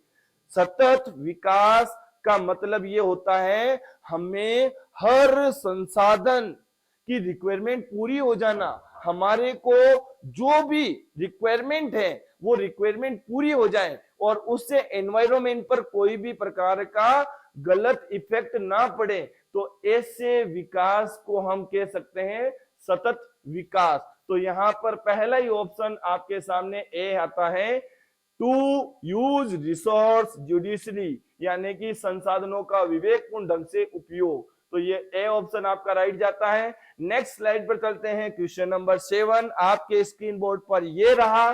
देखते हैं इसका क्वेश्चन का आंसर क्या है। यस, 7 क्वेश्चन है, which of the following state has to lowest net attendance ratio secondary stage 2013-14। तो निम्नलिखित में से किस राज्य में माध्यमिक चरण 2013-14 में शुद्ध उपस्थिति अनुपात सबसे कम है। तो यहाँ माध्यमिक चरण राज्य के अंदर जहां पर हम कह सकते हैं कि ऐसे कौन से स्टेट हैं जहां पर बच्चों की उपस्थिति सबसे कम पाई गई है, जहां पर बच्चों की उपस्थितियां बहुत कम है, जहां पर उपस्थिति ही कम है, बच्चों की क्या उपस्थिति ही कम पाई गई है। तो यहां पर आपके सामने आता है सबसे ज्यादा, अगर मैं कहूं अटेंडेंस रेशियो का, तो वह आता है केरला। सबसे अधिक का बोल रहा हूं, सबसे कम बताया जा रहा है, तो यहां पर सबसे कम जो है वो कहलाएगा बिहार। मैंने क्या कहा, एजुकेशन सिस्टम में सबसे अपर लेवल पर जो स्टेट आता है वो आता है केरला, और सबसे लोअर स्टेट आता है तो वो आता है बिहार। तो यहां पर जितनी भी चीजें, थोड़ा सा लॉजिक कीजिए, लॉजिक लगाइए अपनी तरफ से अपना खुद का माइंड लगाइए कि कहां पर सबसे ज्यादा दिक्कतें हैं। तो या तो अपर लेवल या लोअर लेवल, दोनों में से एक क्वेश्चन का चॉइस जो है वो आपके सामने नजर आ ही जाता है, और उन्हीं में से अपन को उस चीज को राइट कर लेना है। यस, नेक्स्ट स्लाइड पर आपके स्क्रीन बोर्ड पर एड question, human development focus on, यानी मानव विकास पर केंद्रित है।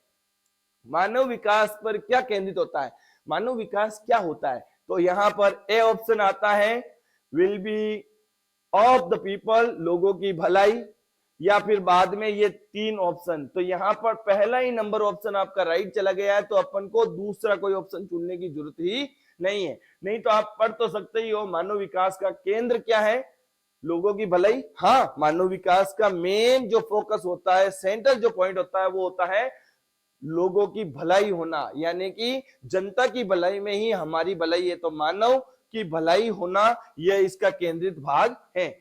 लोगों का वेतन, इससे कोई मतलब नहीं है। इसके अलावा लोगों की शिक्षा, हाँ मानता हूं शिक्षा इसमें जुड़ी जाएगी, एजुकेशन सिस्टम भी एक पार्ट होता है, लेकिन इसका मतलब ये केंद्रित नहीं है।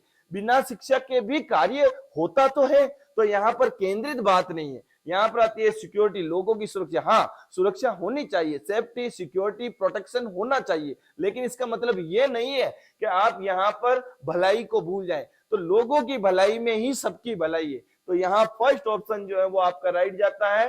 यस, स्लाइड नेक्स्ट चलते हैं। क्वेश्चन नंबर 9 आपके स्क्रीन बोर्ड पर ये रहा। यस, क्या क्वेश्चन है, पढ़ते हैं। निम्नलिखित में से किस प्रणाली में सभी आर्थिक निर्णय राज्य मंत्रालय द्वारा लिए जाते हैं? तो यहाँ पर 4 ऑप्शन आपके सामने नजर आ रहे हैं। बेटा मैं आपको एक बात क्लियर कट बता देता हूं, आपको घबराना नहीं है। जब भी कोई क्वेश्चन ऐसा आ जाता है तो अपन को धैर्य से थोड़ा सा अपना माइंड सेट कीजिए कि क्वेश्चन के ऑप्शन क्या क्या आ रहे हैं। इन ऑप्शन को अच्छे से पढ़ लीजिए, स्टडी कीजिए, और जब कभी आपको लगे कि मैंने पढ़ा ही नहीं था, ये क्वेश्चन आ गया, तो उसमें थोड़ा सा फ्री माइंड से उस क्वेश्चन को कुछ समय ड्रॉप कर दीजिए, और फिर आराम से जब अपन क्वेश्चन क्लियर कर लेते हैं सभी, तब इसको पढ़िए। ध्यान से पढ़ना है। निम्नलिखित में से किस प्रणाली में सभी आर्थिक निर्णय राज्य मंत्रालय द्वारा लिए जाते हैं? तो देखो, सभी आर्थिक निर्णय लिए जाते हैं वो भी राज्य मंत्रालय यानी सरकार के द्वारा। तो ऑप्शन में आपके सामने आता है समाजवादी तंत्र, यानी समाज के सभी जातियों के, सभी धर्मों के, सभी भाषाओं के क्षेत्र। क्वेश्चन बहुत अच्छा चल रहा है। यहाँ पर आर्थिक निर्णय लिए जा रहे हैं राज्य मंत्रालय के द्वारा, तो समाजवादी तंत्र तो होगा ही होगा। एकाधिकारवादी तंत्र, क्या लोकतंत्र में, डेमोक्रेसी में क्या यह सिस्टम लागू हो सकता है? क्या मोनोपोली की जा सकती है? नहीं की जा सकती है। डेमोक्रेसी में मोनोपोली नहीं चल सकती। यस, इसमें प्रतिस्पर्धी बाजार तंत्र, यह भी यहाँ पर जो है सिस्टम हो नहीं सकता। अगर हम कंपेयर करें आगे बढ़ने के लिए, कॉम्पिटिटिव चुनता रहे, तो ऐसे में भी जो है वो कहीं ना कहीं डिस्क्रिमिनेशन हो ही जाएगा। डी ऑप्शन मिश्रित अर्थव्यवस्था यानी कि मिक्स्ड इकोनॉमी, तो यहां पर भी जो है वो चीज नहीं दिखाई दे रही है। सोशलिस्ट समाजवादी तंत्र, यह आपका ऑप्शन जो वो राइट है। तो ए ऑप्शन को हम यहाँ राइट करते हैं। नेक्स्ट स्लाइड पर चलते हैं। क्वेश्चन नंबर 10 ये रहा आपके स्क्रीन बोर्ड पर। Yes, which of the following things is material, यानी निम्नलिखित में से कौन सी चीज भौतिक है? आपके हिसाब से कौन सा इसका ऑप्शन? कमेंट बॉक्स में लिख के बताइए क्या है इसका आंसर। यस, ए ऑप्शन है इनकम, आय, बी ऑप्शन है सिक्योरिटी, सुरक्षा, सी ऑप्शन है फ्रीडम, स्वतंत्रता, और डी ऑप्शन है लिबर्टी यानी स्वतंत्रता। तो आपके हिसाब से यहाँ 4 ऑप्शन दिए हुए हैं, इनमें से भौतिक चीज कौन सी है? बेटा एक बात आपको बता दूं मैं, ऐसा एक क्वेश्चन और आपके सामने आएगा, लेकिन आपको पहला थोड़ा अपना माइंड लगाना है। आय एक भौतिक अवस्था है, पैसा एक भौतिक अवस्था है, एक फिजिकल अवस्था है, जो हमारे सामने चीज होती है, जिसको हम महसूस कर सकते हैं, जो हमारे पास में होती है, जिसके बिना हम अपनी रिक्वायरमेंट पूरी नहीं कर सकते, जिसके बिना हम अपनी जो भी रिक्वायरमेंट होती है, जहां पर भी कोई वस्तु खरीदनी होती है, तो उसके लिए मनी पावर चाहिए ही चाहिए। बिना मनी के कोई भी कार्य नहीं हो सकता। तो इससे भावना से कुछ नहीं होता है, यहाँ पर कुछ माल मटेरियल भी चाहिए। तो यहाँ पर आय जरूरी है। ये हो गई आपकी भौतिक वस्तु। अब अभौतिक वस्तुएं यानी कि जो फिजिकल चीजें नहीं होती है, तो जैसे सुरक्षा हो गई, स्वतंत्रता हो गई, स्वतंत्रता लिबर्टी, समानता, स्वतंत्रता, है ना, ये चीजें जो है वो गैर भौतिक में आ जाएगी। तो यहाँ पर आय जो है वो आपकी भौतिक वस्तुएं हैं। नेक्स्ट स्लाइड पर चलते हैं, देखिए ऑप्शन। यस, कईयों के कमेंट आ रहे हैं और कुछ बच्चे कमेंट नहीं कर रहे हैं। बेटा कमेंट कीजिए, आपको अगर कहीं पर भी कोई भी प्रकार की प्रॉब्लम है तो उसका सॉल्यूशन हम ढूंढेंगे। इसलिए मैं चाहता हूं कि ज्यादा से ज्यादा कमेंट करें और शेयर कीजिए इस वीडियो को, ज्यादा से ज्यादा बच्चों तक ये पहुंचना चाहिए। हर बच्चे को ये क्लास मिले, हर सब्जेक्ट का सॉल्यूशन लेके आया गुरुन चैनल, तो इसके लिए आपसे आग्रह करना चाहेंगे कि आप ज्यादा से ज्यादा शेयर कीजिए। यस, 11 क्वेश्चन आपके सामने स्क्रीन बोर्ड पर। Change plus economic development lead to, परिवर्तन और आर्थिक विकास से होता है। क्या होता है? चेंजेस करने से या इकोनॉमिकल डेवलपमेंट करने से क्या होता है? आपका इससे क्या इफेक्ट पड़ेगा आगे? तो देखते हैं। पहला, इक्वलिटी, समानता, नेशनल इनकम, राष्ट्रीय आय, सुस्टेनेबल डेवलपमेंट, सतत विकास, इकोनॉमिक डेवलपमेंट यानी आर्थिक विकास। तो परिवर्तन और आर्थिक विकास से क्या होने वाला है? परिवर्तन करने से और आर्थिक विकास करने से सतत विकास होने वाला है। इससे लोगों में चेंजेस भी आएगा, कुछ बदलाव भी होने वाला है और अर्थव्यवस्था भी बढ़ेगी, पर्यावरण भी सुरक्षित रहेगा, हमारी आवश्यकताओं की पूर्ति भी हो जाएगी और इसमें सबका भला है। तो कुल मिलाकर ऑल ओवर सतत विकास हम यहां पर चुन लेते हैं। यस, नेक्स्ट स्लाइड पर चलते हैं। क्वेश्चन नंबर 12 आपके स्क्रीन बोर्ड पर ये रहा। What should India do to become the developed country, यानी भारत को विकसित देश बनाने के लिए क्या करना चाहिए, क्या करना चाहिए हमें, भारत को डेवलप कंट्री बनानी है। तो आपके हिसाब से सामने रहे option A B C D, क्या क्या है? टू इंकरेज एक्सपोर्ट, निर्यात बढ़ाना चाहिए जिससे अपना देश विकसित हो जाए। हाँ, बात तो सही बोली जा रही है। Yes, next to encourage import, यानी कि यहाँ आयात बढ़ा देना चाहिए। सही बात है, इससे भी विकास तो हो गई होगा, क्योंकि जहां पर जिसकी रिक्वायरमेंट है, जो चीज हमारे पास नहीं बन रही है वो चीज हमारे पास पहुंचेगी तो हमारी आवश्यकताओं की पूर्ति होगी, रिक्वायरमेंट पूरी होगी। Yes, C option. Increase no car and buildings, यानी कारों और इमारतों को ना बढ़ाएं, ये फालतू का खर्चा ना करें, ये भी इसमें जोड़ दिया गया। ये बच्चों को उसका डायरेक्शन चेंज करने के लिए ऑप्शन दिया गया है। तो अब चलते हैं डी ऑप्शन की तरफ। Control the rate of increase in population, जनसंख्या वृद्धि की दर को नियंत्रित करना। अब आप चुनिए इनमें से ऑप्शन कौन सा सही है। यहां पर ऑप्शन जाता है डी, यानी हमें कंट्रोल करना चाहिए rate of increase in population, जनसंख्या वृद्धि की दर पर अगर नियंत्रण कर लिया। बेटा एक बात सोचो, आपने इंपोर्ट बढ़ा दिया, एक्सपोर्ट बढ़ा दिया, आपने खूब सारी चीजें कर ली, अपने ऊपर कंट्रोल कर लिया, आपने अपने खर्चे घटा दिए, तो क्या इससे देश की आय बढ़ेगी? नहीं, ये हो ही नहीं सकता, क्योंकि जब population control out of control रहेगा, जब पॉपुलेशन इंक्रीज होता रहेगा, जब पॉपुलेशन बढ़ता ही रहेगा, जनसंख्या बढ़ती ही रहेगी, तो ऐसे में देश की अर्थव्यवस्था पर खतरा जो है वो मंडराने लग जाएगा। कुल मिलाकर हम ये कह सकते हैं कि अगर देश को विकसित करना है तो हमें जनसंख्या वृद्धि के ऊपर रोक लगानी ही पड़ेगी। तो समझ गए होंगे आप, जनसंख्या नियंत्रण से ही देश को विकसित किया जा सकता है। नेक्स्ट स्लाइड पर क्वेश्चन नंबर 13 आपके सामने। Freedom, security and respect our, स्वतंत्रता, सुरक्षा और सम्मान है। तो यहां पर स्वतंत्रता, समानता और सम्मान क्या है? मैंने अभी आपको बताया था, फिजिकल जो चीजें होती है और अनफिजिकल जो चीजें होती है, इन दोनों चीजों के बारे में मैंने आपको यहाँ बता दिया है। तो यहाँ पर भौतिक और अभौतिक, गैर भौतिक चीजें कौन कौन सी है मैंने आपको बताया। पूंजी, धन जो है वो भौतिक होती है, फिजिकल होती है, और यहाँ पर आपको कौन सा आंसर नजर आ रहा है जो फिजिकल नहीं है? तो आपके सामने फर्स्ट ऑप्शन, महत्वहीन बातें, गैर भौतिकी चीजें, भौतिक चीजें और मौद्रिक चीजें। स्वतंत्रता, सुरक्षा, सम्मान, इन चीजों के लिए हमें ये शब्द उपयुक्त लग रहा है, गैर भौतिकी, क्योंकि भौतिकी जो चीजें होती है उसमें केवल धन होता है, और गैर भौतिकी जो होती है उसमें होती है फ्रीडम, सिक्योरिटी और रेस्पेक्ट, ये चीजें होनी जरूरी है। तो ये हो गई आपके क्वेश्चन नंबर बी का ऑप्शन का। यस, सामने स्लाइड पर क्वेश्चन नंबर 14। यस, क्या है? पढ़ते हैं इस क्वेश्चन को। किसी देश का विकास सामान्यतः किसके द्वारा निर्धारित किया जा सकता है?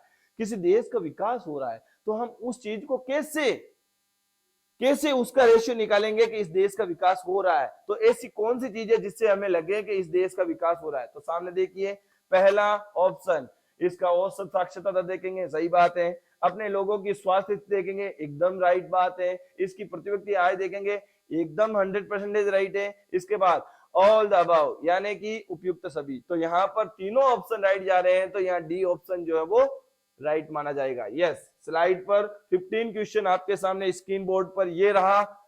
Yes, what is the full form of HDI? HDI का पूर्ण रूप से नाम क्या हो सकता है? बेटा एक बात मैं आपको बता दूं, पेपर बोर्ड बनाता है, माध्यमिक शिक्षा बोर्ड बनाएगा इस पेपर को।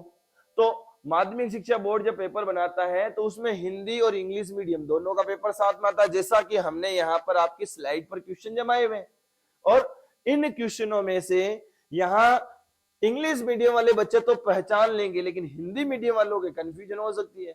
क्यों हो सकती है? देखते हैं कैसे। सामने देखिए, यस, मानव विकास निर्णय सूचकांक, ये तो इसमें है ही नहीं। ह्यूमन डिस्कस इंडेक्स, ये तो है नहीं। इसके बाद आता है ह्यूमन डेलिमिटेशंस इंडेक्स, मानव परिसीमन सूचकांक, C option human develop index. देखो यहां पर थोड़ा सा गड़बड़ किया है, ये इंग्लिश मीडियम वाले बच्चे तो पकड़ लेंगे, लेकिन यहाँ हिंदी मीडियम के तो वो वही पॉइंट आ रहा है। तो यहाँ ह्यूमन डेवलप इंडेक्स और ह्यूमन डेवलपमेंट इंडेक्स, तो अपने यहाँ पर HDI का फुल फॉर्म होता है ह्यूमन डेवलपमेंट इंडेक्स। तो यहाँ पर यह ऑप्शन आपका राइट माना गया है। तो हिंदी मीडियम वाले बच्चों को भी यही क्वेश्चन का आंसर जो है वो राइट माना जानना वाला है, यही माना जाएगा। तो आपको यहाँ पर ये ऑप्शन जो है वो राइट कर देना है। सी ऑप्शन वैसे क्वेश्चन का आंसर तो वही आ रहा है, लेकिन फिर भी अपन को जहां तक हो सकता है इस क्वेश्चन को राइट मानना है, क्योंकि एग्जामिनर जो कॉपी चेक करेगा उसका माइंडसेट क्या होता है, उसके हिसाब से यह क्वेश्चन जो है वो 101% राइट माना जाएगा। यस, आपके स्क्रीन बोर्ड पर नेक्स्ट स्लाइड पर देखिए क्वेश्चन नंबर 16, और अपना लेसन भी यहाँ चेंज हो चुका है। Lesson number 2, sector of the Indian economy, भारतीय अर्थव्यवस्था के क्षेत्र। तो यहाँ पर हम लेसन नंबर 2 पर आ गए हैं, और हिस्ट्री का लेसन अपन ने पूरा कंप्लीट कर लिया था। एमसीक्यू क्वेश्चन में हम सेकंड लेसन में आ चुके हैं। जहां तक हो सकता है एक बात और क्लियर कर दूं मैं आपको, गुरून क्लास आपके लिए ये एक ऐसी मेगा सीरीज लेके आया है जिसके अंदर आपको जितने भी ऑब्जेक्टिव क्वेश्चन होते हैं वो किसी भी रूप में नजर आ सकते हैं। हमने जो सीरीज चूज की है, हमने जो आपके सामने क्वेश्चन का पैटर्न तय किया है, उसमें फिल इन ब्लैंक भी आ सकते हैं। जरूरी नहीं है कि एमसीक्यू पढ़ाया तो फिल इन ब्लैंक आएगा नहीं है, इसमें से ही बन सकता है, या 1 लाइन 1 वर्ड क्वेश्चन आंसर भी इसमें से पढ़ सकता है। और एमसीक्यू तो हम पढ़ ही रहे, तो आप ये मन में से निकाल लेना। जैसे फर्स्ट लेसन डेवलपमेंट वाला था और उसमें एमसीक्यू नहीं है, फिल इन ब्लैंक है और 1 वर्ड वाला अगर है, तो उनमें से वो क्वेश्चन बन सकते हैं। तो अपन को तो कैसे भी करके ऑब्जेक्टिव क्वेश्चन क्लियर करने हैं। यस, चलते हैं क्वेश्चन नंबर 16 पर। क्या है क्वेश्चन? तटीय क्षेत्र के विकास से जनसंख्या का कौन सा भाग सर्वाधिक प्रभावित हुआ? अब तटीय क्षेत्र यानी कि तीसरा सेक्टर, थर्ड सेक्टर है ना, तो थर्ड सेक्टर के अंदर क्या आता है, पढ़ते हैं यहां पर। छोटे दुकानदार, मरम्मत करने वाले और परिवहन करने वाले व्यक्ति, तो यहाँ पर यह ट्रांसपोर्ट्स वगैरह सब आ गए। स्मॉल शॉपकीपर्स, रिपेयर्स पर्सन और ट्रांसपोर्ट पर्सन, ये चीज सही है, इसमें थर्ड पर्सन जो है वो आता है। इसके बाद स्किल एंड एजुकेटेड वर्कर्स, यहाँ पर श्रमिक के बारे में बात बोली जा रही है, कुशल और शिक्षित श्रमिक। सी ऑप्शन में फार्मर्स, किसान आ रहे, किसान तो फर्स्ट सेक्टर में आते हैं। और यहाँ पर आता है अनस्किल्ड वर्कर यानी कि अकुशल श्रमिक, तो ये भी सेकंड सेक्टर में आ रहा है, यह भी सेकंड सेक्टर में आ रहा है। थर्ड सेक्टर में आने वाले यहाँ स्मॉल शॉपकीपर बेटा दुकानदार होते हैं, दुकानदार जो है वो थर्ड सेक्टर में ही आता है, यानी तृतीय क्षेत्र में ही आएगा। और मरम्मत करने वाले टेक्नीशियन भी इसमें आएंगे, और ट्रांसपोर्ट्स जो है वो भी इसके अंदर ही आने वाला है। तो यहाँ पर अपना फर्स्ट ऑप्शन ए राइट जाता है, तो ए ऑप्शन को हमने राइट कर लिया। नेक्स्ट स्लाइड पर चलते हैं, क्वेश्चन नंबर 17 आपके स्क्रीन बोर्ड पर ये रहा। Which sector is also known as the industrial sector? किस क्षेत्र को औद्योगिक क्षेत्र के नाम से भी जाना जाता है? तो औद्योगिक यानी कि इंडस्ट्रियलाइजेशन, तो इंडस्ट्री का जो सेक्टर होता है, जहां पर उद्योग होते हैं, मैकेनिज्म होता है, टेक्नोलॉजी होती है, तो वहां पर हम किन चीजों को देखते हैं? आपके स्क्रीन बोर्ड पर 4 ऑप्शन है, चुनिए इन 4 ऑप्शन में से कौन सा ऑप्शन अच्छा है, आपके हिसाब से कौन सा राइट है। सेवा क्षेत्र, सर्विस सेक्टर, सेकेंडरी सेक्टर, द्वितीय क्षेत्र, प्राइमरी सेक्टर, प्राथमिक क्षेत्र, इंफॉर्मेशन टेक्नोलॉजी सेक्टर यानी आईटी या सूचना प्रौद्योगिकी सेक्टर। अब बेटा मैं आपको पहले बता दूं, सेक्टर 3 है, फर्स्ट, सेकंड और थर्ड। फर्स्ट सेक्टर के अंदर जो है वो एग्रीकल्चर वगैरह आता है ना, या फॉरेस्ट एग्रीकल्चर सेक्टर के बारे में इंफॉर्मेशन मिलती है। सेकंड जो सेक्टर आता है उसमें इंडस्ट्री आती है, उद्योग आते हैं। और थर्ड सेक्टर होता है उसके अंदर जो भी टेक्निकल चीजें आती है, जो भी अपर लेवल की जो चीजें आती है, जिसमें एजुकेशन है, मेडिकल डिपार्टमेंट है, ट्रांसपोर्ट है, कम्युनिकेशन है, वो सारी चीजें उसके अंदर आ जाती है। तो यहां पर मैं आपको बताना चाहूंगा, औद्योगिक नाम लिया है इन्होंने, इंडस्ट्री का नाम लिया है, यहाँ पर इंडस्ट्री सेक्टर के बारे में बात करी जा रही है। तो यहाँ पर आपके सामने तृतीय क्षेत्र के, ये तो तो ये तो गिना नहीं जाएगा। द्वितीय क्षेत्र, ये सेकेंडरी सेक्टर जो है वो आपका क्वेश्चन का आंसर राइट माना जाएगा। यस, नेक्स्ट स्लाइड की तरफ चलते हैं। क्वेश्चन नंबर 18, देखिए स्क्रीन के ऊपर क्या बोला जा रहा है इस क्वेश्चन के अंदर। यस, राष्ट्रीय नमूना सर्वेक्षण संगठन प्रत्येक में रोजगार और बेरोजगार पर सर्वेक्षण करता है। बेटा, national sample survey organization conduct the survey of employment and unemployment in every, यानी कि राष्ट्रीय नमूना सर्वेक्षण जो होता है वो कौन करता है और कितने वर्षों के बाद करता है, ये अपन को बताना है। तो यहाँ पर इसका क्वेश्चन कौन करता है वो नेक्स्ट क्वेश्चन आने वाला है। अभी अपन देखते हैं ये कितने समय के अंदर हो जाता है।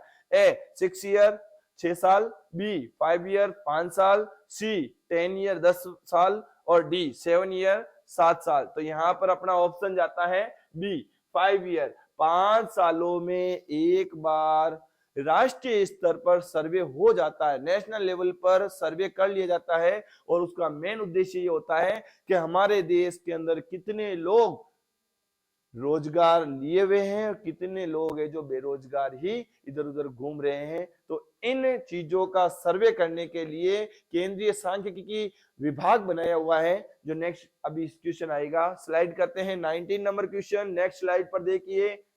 Under employment is also known as, अल्प बेरोजगारी को इस नाम से भी जाना जाता है। किस नाम से जाना जाता है? आपके स्क्रीन बोर्ड पर ए बी सी डी, कौन सा ऑप्शन है? जल्दी से कीजिए कमेंट, बताइए कौन सा है क्वेश्चन का आंसर। यस, 1 2 3 4। यस, शुरू करते हैं। ए ऑप्शन अनऑर्गेनाइज्ड एम्प्लॉयमेंट, असंगठित क्षेत्र होता है। बी ऑप्शन अनएम्प्लॉयमेंट यानी कि बेरोजगार सेक्टर होता है। सी ऑप्शन डिस्कस्ड अनएम्प्लॉयमेंट, प्रच्छन्न बेरोजगारी को कहा जाता है। डी ऑप्शन सेशनल अनएम्प्लॉयमेंट यानी मौसमी बेरोजगारी को कहा जाता है। अल्प बेरोजगारी का मतलब क्या होता है? अंडर एम्प्लॉयमेंट का मतलब क्या होता है? इसका मतलब होता है जब कोई व्यक्ति काम पर लग गया और उस काम पर लगने के बाद उसको उस कार्य से निकाल दिया जाए। बेटा, यह जो बेरोजगारी है, ये जो अनएम्प्लॉयमेंट है, वह एग्रीकल्चर डिपार्टमेंट से आता है। किस क्षेत्र से आता है? एग्रीकल्चर सेक्टर से। तो एग्रीकल्चर में क्या होता है, जब कोई व्यक्ति कोई फार्म के अंदर कृषि कर रहा है और वहां पर वो फसल बो दी और फसल काट भी ली, काटते काटते उनमें से कुछ लेबर्स को, कुछ फार्मर्स को वहां से ड्रॉ कर दिया जाता है, उनको काम से बाहर कर दिया जाता है। तो ऐसे में उन किसानों के हाथों से रोजगार छिन गया, तो वह कौन सी बेरोजगारी में आ गए? वो प्रच्छन्न बेरोजगारी में आ गए, डिस्कस्ड अनएम्प्लॉयमेंट में आ गए। तो यहाँ पर हम ये कहते हैं इसका ऑप्शन अल्प बेरोजगारी, सी ऑप्शन रहेगा प्रच्छन्न बेरोजगारी। यस, स्लाइड में करते हैं 20 क्वेश्चन। सामने रहा ये स्क्रीन बोर्ड पर, which type the unemployment is not visible, किस प्रकार की बेरोजगारी दिखाई नहीं देती है आपके सामने, बताइए। अब जैसे मैंने अभी बताया था आपको, प्रच्छन्न बेरोजगारी यानी कि डिस्कस्ड अनएम्प्लॉयमेंट, कहने का मतलब क्या हुआ? वह बेरोजगारी जहां पर व्यक्ति काम पर लगता है और उसके बाद कुछ समय के बाद उसको कार्य से बाहर कर दिया जाता है। तो यह किस सेक्टर में है? एग्रीकल्चर सेक्टर में। तो यहाँ ऑप्शन जाता है आपका बी, यहाँ पर बी ऑप्शन आपका राइट हो गया। यस, नेक्स्ट स्लाइड पर देखिए आपके सामने क्वेश्चन नंबर 21। यस, क्या है क्वेश्चन? सामने देखिए। निम्नलिखित में से कौन सा संगठन भारत में रोजगार के संबंध में डेटा प्रदान कर रहा है? अब यहां पर भारत में रोजगार का यानी कि रोजगार, एम्प्लॉयमेंट, इन चीजों के बारे में कौन डेटा प्रोवाइड करवा रहा है? भारत की ऐसी कौन सी डिपार्टमेंट है जो रोजगार का डेटा प्रोवाइड करवा रहा है? तो आपको यहाँ 4 ऑप्शन मिल गए हैं। फर्स्ट ऑप्शन है नीति आयोग, बी ऑप्शन है आपके सामने नेशनल स्टैटिस्टिकल यानी राष्ट्रीय सांख्यिकी कार्यालय, सी ऑप्शन है लोक सेवा आयोग, डी ऑप्शन है राष्ट्रीय सूचना विज्ञान केंद्र।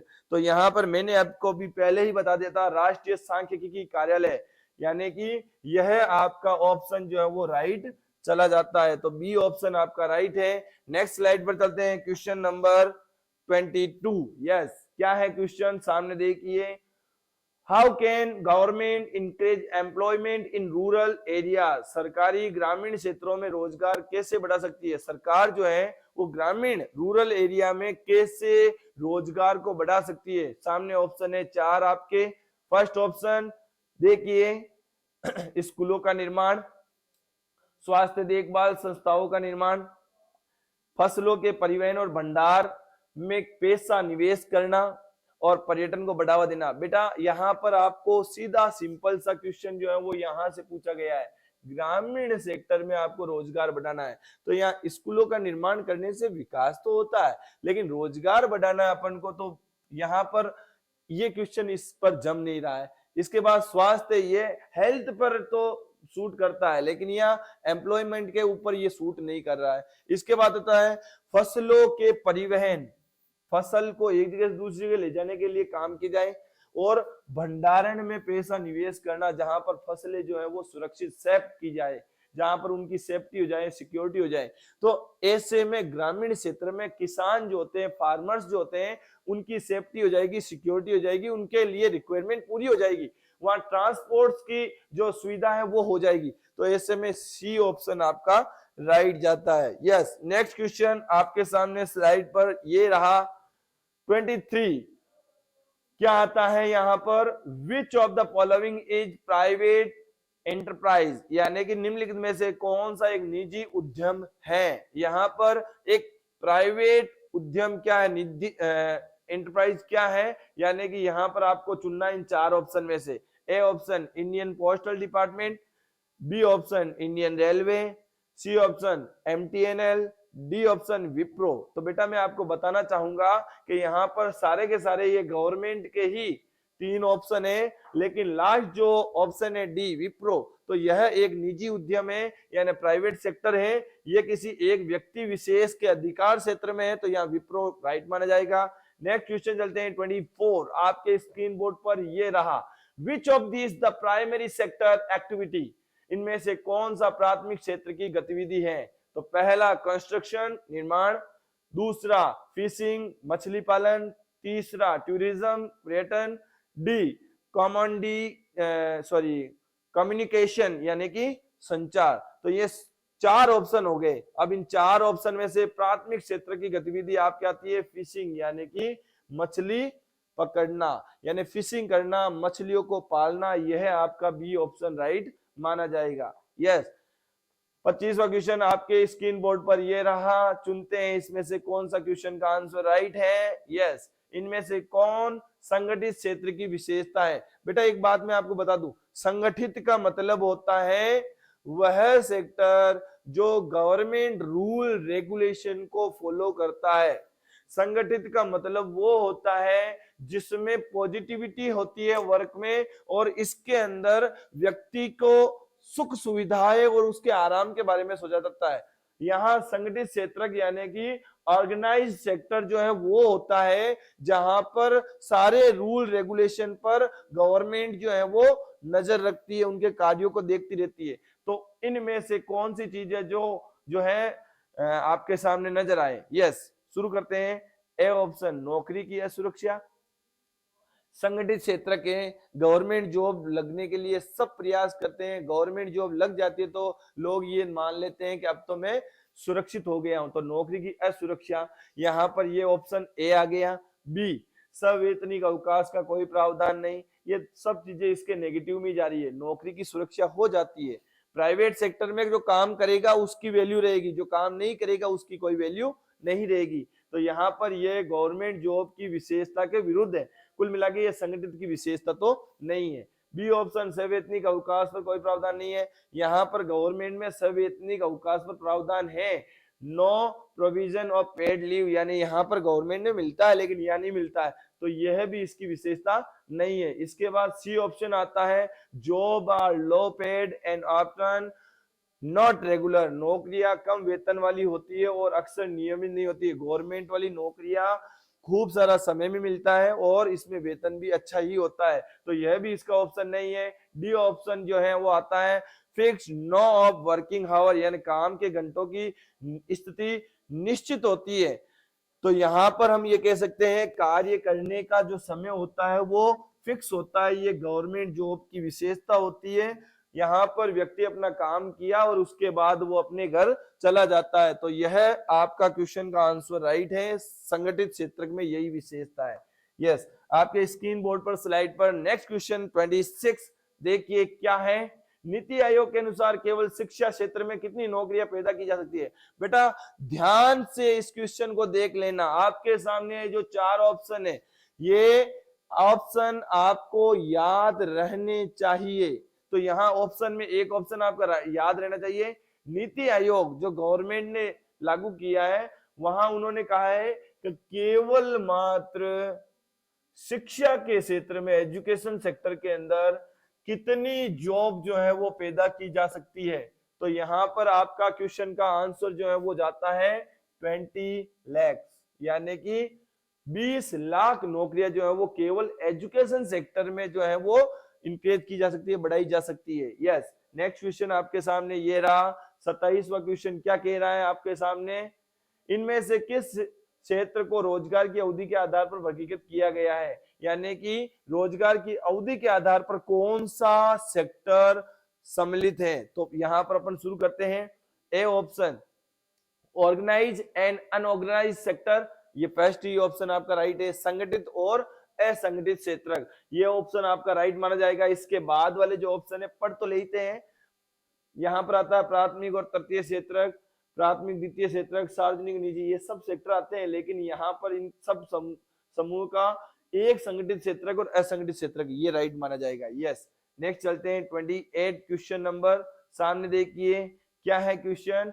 विच of these is form unorganise sector activities, यानी इनमें से कौन असंगठित क्षेत्र की गतिविधियों से हैं? यानी कि असंगठित क्षेत्र की गतिविधि में से इन 4 ऑप्शन में से कौन से ऑप्शन है? सामने देखिए, एक बैंक में प्रबंधक यानी कि मैनेजर इन ए बैंक, यानी कि यह नहीं है, यह तो संगठित का क्षेत्र है। Next, a teacher taking class in A school, यानी कि यहाँ पर एक शिक्षक स्कूल में कक्षाएं ले रहा है, यह एक संगठित और असंगठित दोनों में ही हो सकता है। आगे लेते हैं C option, A doctor of hospital treatment patient, यानी कि अस्पताल में एक डॉक्टर एक मरीज का इलाज कर रहा है, यह भी किसी भी सेक्टर में आ सकता है। इसके बाद एक ठेकेदार के अधीन काम करने वाला दिहाड़ी मजदूर, a daily wage labour working under the contractor, तो यहाँ पर डी ऑप्शन जो है वो सुटेबल है। यह क्वेश्चन एक्यूराइट है आपके सामने,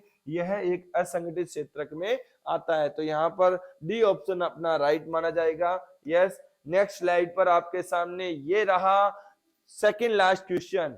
MNREGA 2005 is referred to as, यानी मनरेगा 2005 को कहा जाता है। बेटा एक बात ध्यान रखना, मनरेगा महात्मा गांधी राष्ट्रीय ग्रामीण स्वरोजगार योजना है, जिसे 2005 के नाम से जाना जाता है। अक्टूबर में ये लागू किया गया था। मनरेगा यानी कि MGNREGA 2005। अब इसको किस नाम से जाना जाता है? तो बेटा मैं आपको सीधा सीधा बता दूं, इक्वलिटी ऑफ वर्क, यानी काम की समानता। यह क्वेश्चन का आंसर आपका राइट माना जाएगा।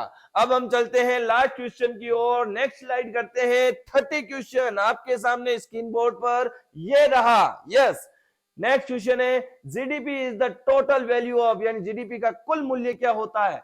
अब जीडीपी की बात कर रहे हैं हम। जीडीपी यानी कि सकल घरेलू उत्पाद, यानी कि यहां पर अपन बात करते हैं क्या इसमें ए ऑप्शन सभी अंतिम सामान और सेवाएं आती है, all final goods and service आती है। नेक्स्ट लेते हैं ऑल गुड्स एंड सर्विस, यानी सभी सामान और सेवाएं आती है। ऑल फाइनल गुड्स यानी सभी अंतिम माल आता है। All intermediate goods and final service, यानी सभी मध्यवर्ती सामान और अंतिम सेवाएं आती है। तो बेटा मैं आपको यहां बता दूं कि जीडीपी का मतलब होता है all final goods and service, यानी कि सभी अंतिम सामान और सेवाएं। जब अंतिम आ जाता है तो इसका ऑप्शन जो है वो यह राइट हो जाता है। तो मैं कुल मिला के आपको ये बता दूं, इस क्वेश्चन का आंसर फर्स्ट ऑप्शन है ए, राइट। तो इस प्रकार से हमारी क्लास जो वो यहीं पर खत्म होने जा रही है। हेलो हेलो हेलो, आवाज आ रही है बेटा? आवाज आ रही है? हेलो, आवाज आ रही है बेटा? यस, तो यहाँ पर अपन ने 30 क्वेश्चन जो है वो पूरे कर लिए हैं और ए ऑप्शन अपना राइट है। और फिर मिलते हैं, दोबारा मिलते हैं और फिर उसी जोश से, जुनून से हर क्वेश्चन को करेंगे सॉल्व। गुरून ऑनलाइन 4.0 रीलोडेड में आपका स्वागत है। जय हिंद।